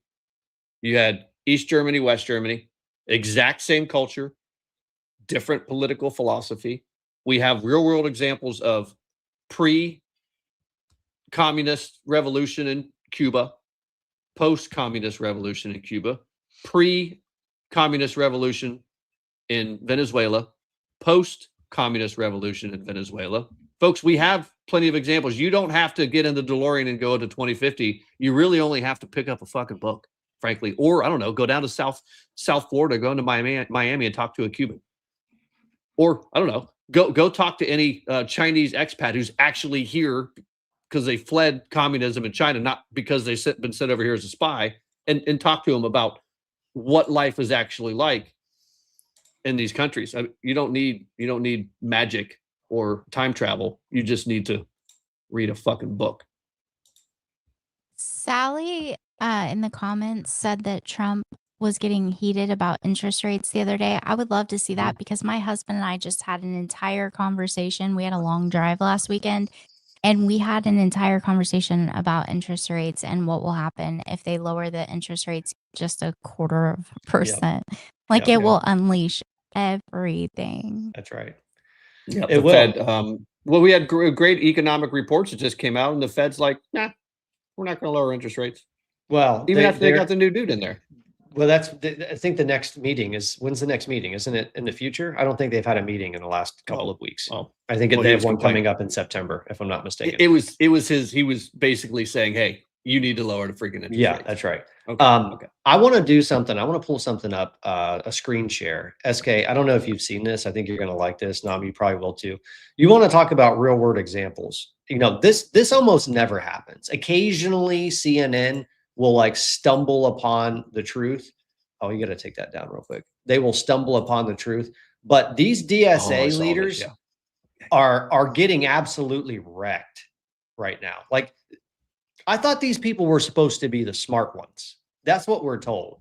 And yet, when you ask even the most basic of questions of these leaders of the DSA who pretend that they are capable of managing the entirety of the US economy, and yet they can't even answer basic questions about like whether or not Cuba's a dictatorship. Have you guys seen this? All right, here we go. Do it. I want to play this. I want to make it bigger. Your criticism of foreign policy, as I said, it's not an uncommon one. But lauding Fidel Castro is a different. I get your criticism of foreign policy, as I said, it's not an uncommon one. But lauding Fidel Castro is a different story. You talk about what things were like before the revolution in Cuba. I'll give you a personal example. My grandfather was a revolutionary in Cuba during that time. He was affected by a previous dictator, Fulgencio Batista, having his friends disappeared in the street for speaking their minds. My grandfather found that revolution, hoping to bring democracy to Cuba. And then what happened? Fidel Castro locked my grandfather up, sentenced to 20 years for doing what you're doing now on live TV, for speaking his mind, for expressing himself freely, for trying to organize politically. So I wonder, again, how you think that lands with people who suffered under that dictatorship, who now you are trying to court as voters when your organization comes out and lauds 100 years of Castro. I don't think it would land well with the machine.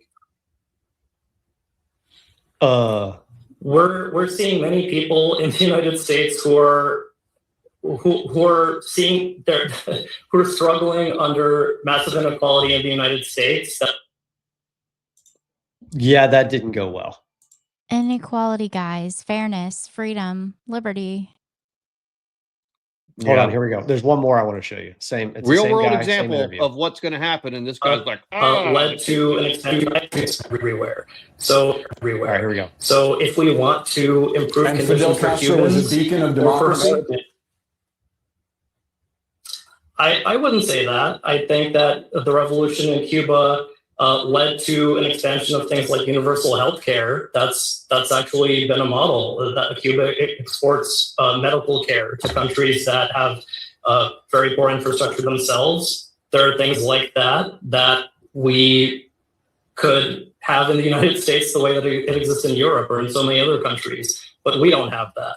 So there are plenty of things that could change and improve in Cuba that Cuban people would speak for themselves. But Cubans have to be the ones deciding Cuba's future, and we have to support from the United everywhere. So he goes on in this disaster of an interview, and basically it's just like, well, it's the U.S. government's fault because of the embargoes and stuff. So it's our fault that communism failed, which That's is what weird they because tell if them. communism was so great, then capitalism shouldn't be able to defeat it by just like embargoing it, right?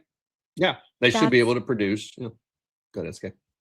No, I was just saying that's what they tell them. That's what all of these people that support Cuba and all this communism stuff, that's what they tell them. The only reason why Cuba's in bad shape is because of the United States. It's all our fault.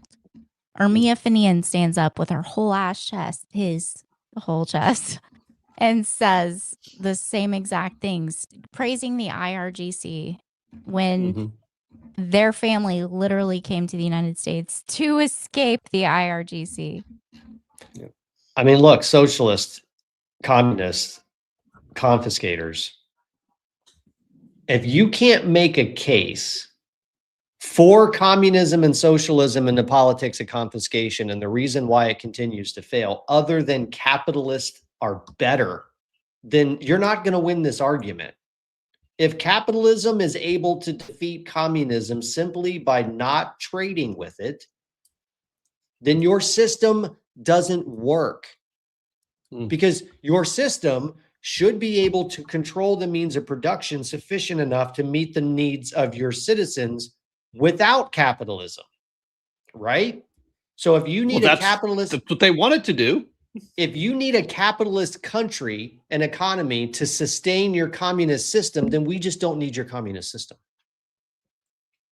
Well, the problem that we have is every single one of these democratic socialists, which are actually let's just be honest. I hate calling them democratic socialists. They are communists. They're just trying to rebrand it because they know the word communist doesn't work, doesn't fly for them. But they are communists. Every single one of them.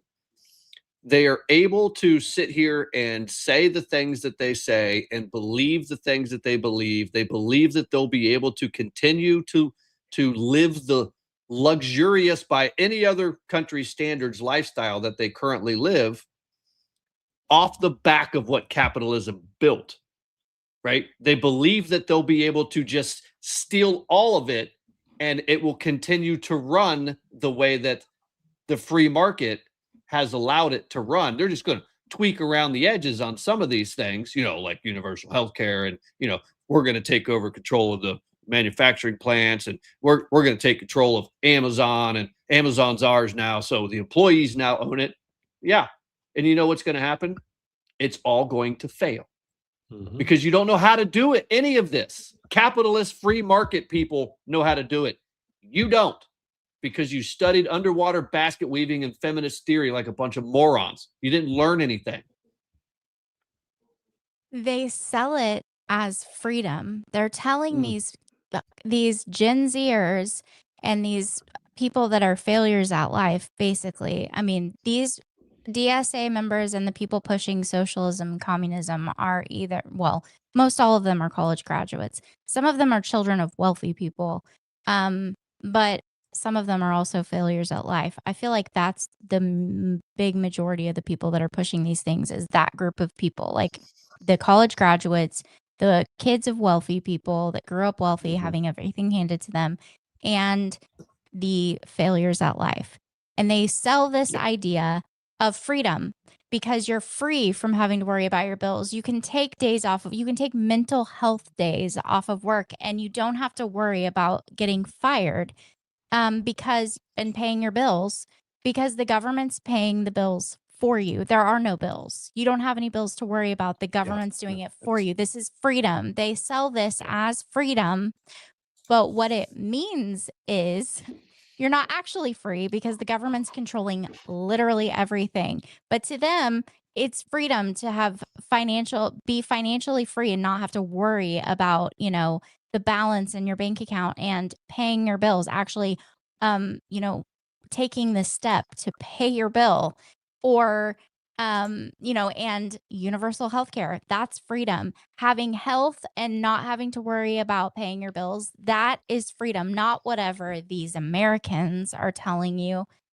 They just want you to work to make them more money. That's right. So I'm going to play this. I don't know if you guys have seen this yet or not. Folks, do me a favor. Go to X, look up Independent Women's Voice. Doc takes socialist to the future. Doc takes socialist to the future. Independent Women's Voice. And everybody needs to download this video and you need to be sharing it on every platform that you have.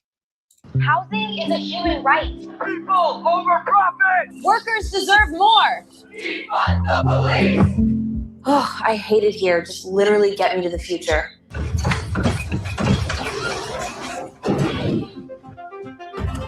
I'll take you. Let's go. Seriously? Buckle up and get ready to see the future you've been waiting for. Oh my God, I'm so excited. Where are we? Your hometown. In the future. Housing's guaranteed now. Everyone gets a home of their own. Wait, everyone gets free housing from the government? Ooh, can mine be near the beach or have a pool? Maybe, but probably not. Beach property is very rare, so you'll probably be assigned one of these. Oh, but I don't want to live here. Well, you don't have a choice. Can you believe it? The future finally has zero waste. Incredible. Can I please have an iced oat milk latte? Did you bring your own mug? No mug, no service. Oh, okay. If I bring my own mug, can I get the oat milk latte? Oat milk latte? Oat milk is very wasteful. We only serve black coffee, nothing else. Forget about the coffee shop. Wait till you see the government-run grocery stores. Wait, you mean to tell me the government pays for my groceries now? The future is bright. This can't be right. $40 for eggs? The coupon is only for $100. I won't be able to afford groceries. The future's also a little bit expensive. Oh my gosh, someone called the police. What do you mean, police? There's no police anymore. Have some compassion. She's probably having a hard time. I think I have to get out of here. No problem. It's a perfect time to show you the public transit. It's all free now. Oh, that's good.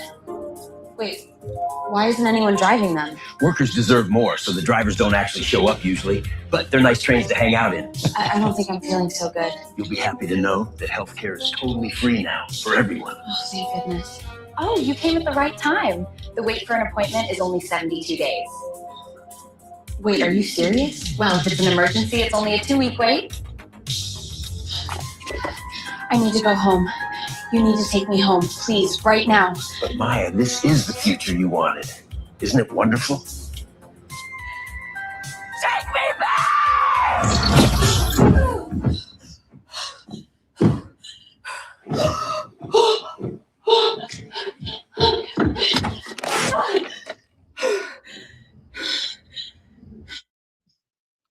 Beware of the gap between promises and reality.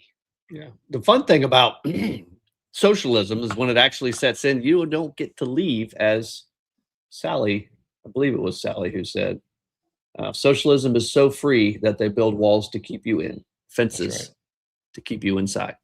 That's right. Mm-hmm.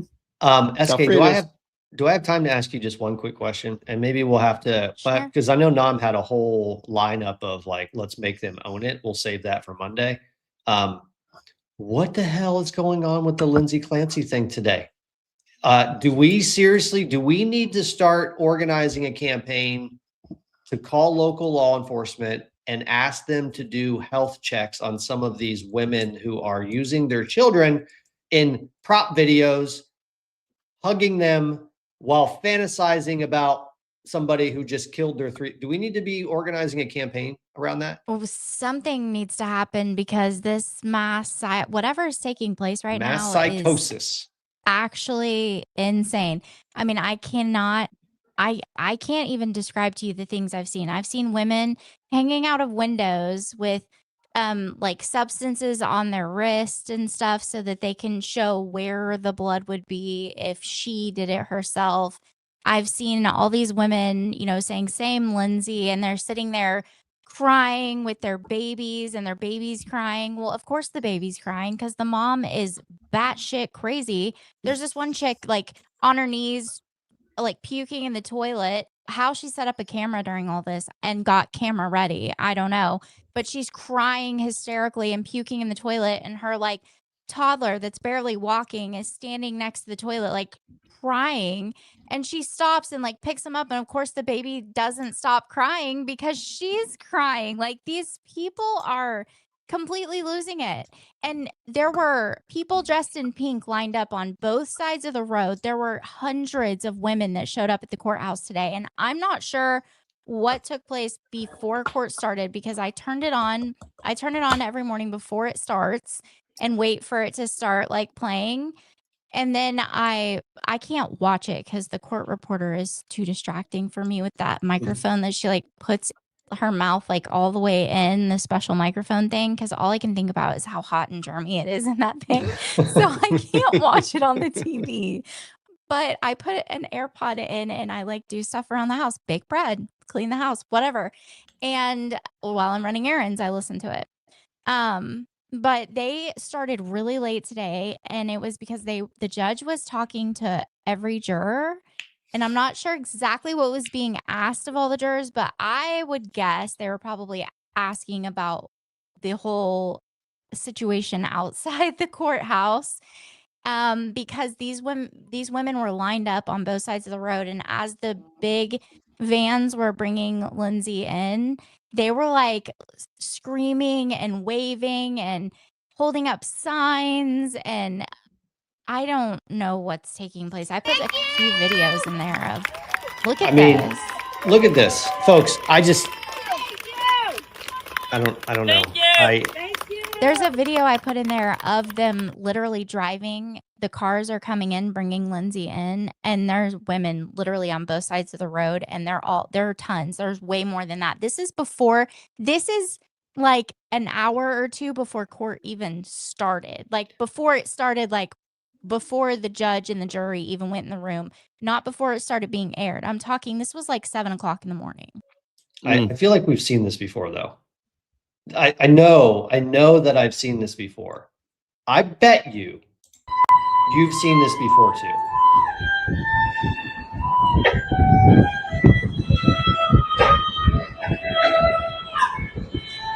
It's so gross. Because that looks like Sharia law to me. It looks exactly like Islamic Republic in Iran. That's exactly Now what it watch. is. Hold on. Now, look, how much you want to bet that if you take the hoods off of these women marching down the streets, you're going to find a whole bunch of those exact same faces wearing pink in the crowd at this trial? Because you guys realize that there are women's groups that are literally on demand to go do this kind of stuff, right? I mean, I just watched like a 7-minute video of a DSA leader, and we may go through this next week, who was talking in 2019 about the strategy that they plan to use to take over the Democrat Party and ultimately the country. And they talked exactly about that, about their civic engagement and how they use this type of protest movement. And they even called out that they are Gramscians, Antonio Gramscians, using this concept of breaking the cultural hegemony. It was amazing. Like we've been talking This is about what we've been talking about this whole time. Folks. No one even knew any of this stuff existed in this huge network and their plans. Like no one knew. I guarantee you that these people are the exact same people. Some of them are probably like actually the same people who are walking down the streets in New York City wearing the Handmaid's Tale cloaks. And some of the older ones are probably also the ones that were walking around wearing pussy hats in 2016. Just saying. Guaranteed. So all that pink there, that's the first thing I saw. That's code pink. I mean, that's all code pink people there too. Yeah, that's right. Well, and those people. It's not all because there's a lot of crazy ass people. I mean, there's a lot of crazy ass women okay, out there. we had a whole discussion about how I feel about the Lindsay Clancy trial, and I'm good either way because either way, she's not going home, you guys. Like she's either going to a mental institution or she's going to prison, and I'm fine with her going to a mental institution because I think that's where she belongs. Yep. I saw this one chick trying to make some point about all of this, and she's like, and this man, you know, blah blah blah, you didn't see all these men out there, you know, supporting this man that, you know, killed his whole family and his pregnant wife, and they were like on vacation somewhere and he killed them all, whatever. I don't remember the exact circumstances, but the dude didn't stand trial because you didn't see any of it, because he didn't go to trial because he was found incompetent to stand trial, because he was like hearing voices and he thought that God was I don't know. That's but right. This is the defense has done a really good job. I'm pretty sure the defense is about to wrap up. There was only one witness today and it was like 15 minutes. Like it was so fast. And it was the chaplain that was at the hospital and saw Lindsay. And then they, while she was in the hospital, created a relationship. And so she kept seeing her weekly, even after she left and went to the mental institution. She would still go visit her weekly. And she would keep all of her notes. I mean, she did all of the things she was supposed to be doing. She was just a chaplain. Yep. And I mean, that it was literally like 15 minutes, maybe 20, maybe. And then the judge was like, okay, we're done for the day. Come back tomorrow. And I'm like, what the hell? Yeah, something's going on behind the scenes. I'm wondering if the jurors are becoming influenced by what they're seeing online and the judge is worried about that. Be. I think they are because, you know, so the interviews with the jurors, the individual jurors, so those individual sidebars, he put every one of them under oath when he was asking them questions, put every one of them under oath. And I'm almost certain that one of them got dismissed. So I think that there is some, I don't know what kind of nullification you could possibly do, but because the only two options are prison, mental institution. So No. Apparently, there is an option where the jury could come back and say not guilty by the evidence. Can we verify that? Because I think even if she's acquitted, like if they say not guilty, she leaves and goes back to the mental institution, right? Because and then she Yeah, it's an affirmative defense that she's making, not guilty by She reason already of admitted insanity. it. It's an affirmative defense. I'm going to double check this, but I have heard from multiple people, attorneys online that are like, no, if the jury comes back and acquits her, then she could go home. I've been all up in this. I'm telling you right now, if Well, she's good. acquitted, she leaves the courthouse and she goes to the mental institution. Her only options for leaving the courthouse are going mental somewhere. institution or prison. That's it. She did in the testimony today from that chaplain, she did say that Lindsay expressed to her at one point in time that she was worried about her future and where she would end up because she felt like being paralyzed from the waist down and being in a wheelchair, not being able to walk would make her a target if she were to go to prison. Yeah, for sure. All right, last thing I got before we wrap, unless you guys have anything else. I want to wrap. Okay. I need like 3 minutes on a topic because it's driving me insane. All right, quick. So last thing I want to say for all the ladies out there who are pissed off that there's not a bunch of men wearing pussy hats standing out there with the pink people, how would you feel? Would you be standing next to a bunch of men if this is the type of video that you saw on social media? Would this encourage you to join the ranks of what you're seeing? Baby machine, so he can live out his picket fence dreams. It's not an act of love if you make what you do. Too much labor, double days in the eyes, but staying for love and understand. Just the sun of your head, to a city, sure that he never a whole lot of labor. He from the sand, baby machine, so he can live out and his picket fence dreams. Without a single First of all, can we just talk about how that guy was throwing those ice cubes? He was making fun of all the videos of the girls Okay. because all of these women are now making videos of them raging out and throwing ice cubes into the bathtub. So they don't he's kill their making own fun of children. them. Yeah, so they that's don't right. kill their own kids. That's their outlet. Insane. I guess I do have one last thing, and I don't know if I want to pull it up. I actually saw somebody had posted a screenshot of a conversation between a young man and his girlfriend. I saw breaking up with her. Actually, can we pull that in just real quick? Do we have it? Yeah, I've got it right here. I put several in there last time. This is important. It's not important.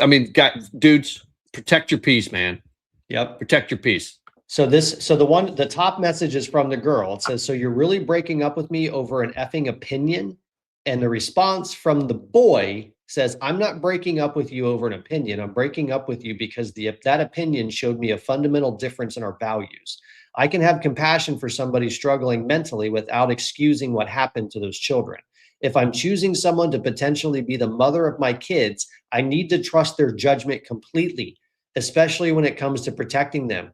What you said created a doubt in me that I can't ignore or gamble my future children on." That is exactly what every young man who is pursuing marriage should look like. That should be your response. You should be evaluating how your potential future bride responds to things like this.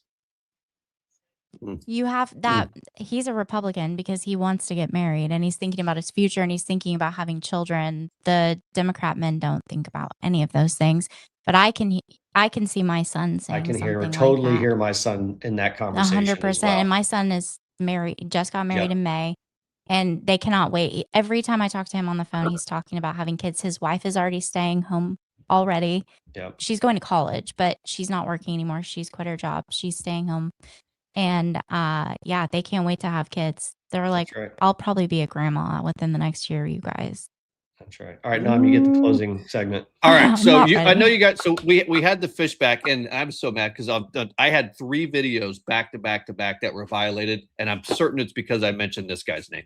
So we had the election in Florida. We didn't get to talk about it because last time we were here was Monday. You had James Fishback got 10% of the vote, and immediately there's all kinds of things we could talk about this. Ryan Matta and the fake Trump,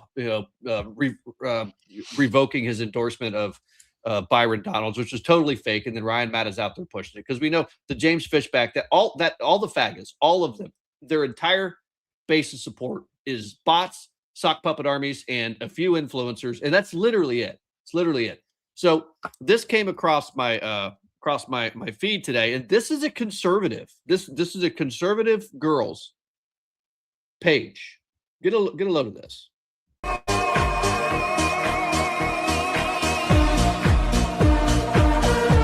So I'm just going to pause it and read it. It said, thanks, Fishback, for proving that the older generation is the problem.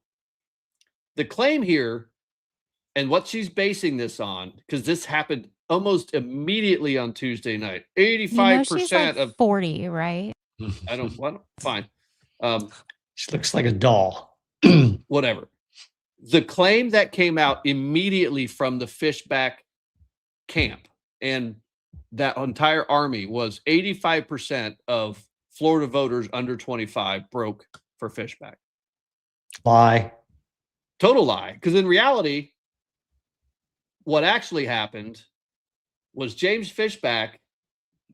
Hold on, let me turn that banner off. James Fishback got 30% of the under 35 vote, while Byron Donalds got 32% of the under 35 vote. Collins got 20. So those two combined got 52, almost 53% to James Fishback's 30%. It is a total lie, but the reason this is important is because I want everybody to understand where this claim comes from, because this is the caliber of information that comes out of these faggots. There was one precinct. I don't know if you guys know this or not. There was one voting precinct at Florida State University. 28 people showed up to vote at that precinct. 25 of them voted for Fishback. That's where they got that statistic from. So if you have a problem with underage voters or with old voters, you should probably be talking to the 28 college students, or I'm sorry, the rest of the college students who didn't show up to vote. 28 of them showed up to vote, and 25 went for Fishback. That's where that entire thing comes from. Those 25 probably worked for his campaign. Just saying. Well, because Florida State wasn't in session when the vote was taking place, so college students aren't on campus right now. That was the that's the reason only 25 or 28 people. I don't think Florida State's back in session yet. I think they start back either later this week or next week or something like that. No, but those kids are on campus. I mean, they're certainly on campus. Well, they're absolutely then not on enough of them showed up because they don't like James Fishback. Well, they because were he's too a busy. loser. They're too busy. This is not a problem of old people in Florida. It's listen, James Fishback and faggots. Nobody likes you. Nobody wants to vote for you. You got 10% of the vote, dude. And everywhere I saw Fishback's the future. Well, that's a shitty future for you. Okay. Not I just only wanted to that, clear that up because I've seen that freaking everywhere. No, it was one precinct. In fact, he got his ass kicked. Yeah, right. And every I demographic. just can't get over the 40-something-year-old women on the internet making videos like this talking about old people and, trying to identify with the college age kids. This is just crazy to me. And if she's not 40-something, she needs to lay off the filler because she looks 40-something with her filler. All right, folks. This was a fun one. I think we touched just about everything else. I think there's probably another segment waiting for Monday on we're just going to make them eat it. So we'll get back to that on Monday. Hope you guys have an awesome weekend. We are out and we will see you next week. Watch the replay. Every flag they raised left a nation in scars. Count the cost in bread lines, in walls and in bars. So we bring you the truth, and we're bringing the fight. This is the Patriot Song.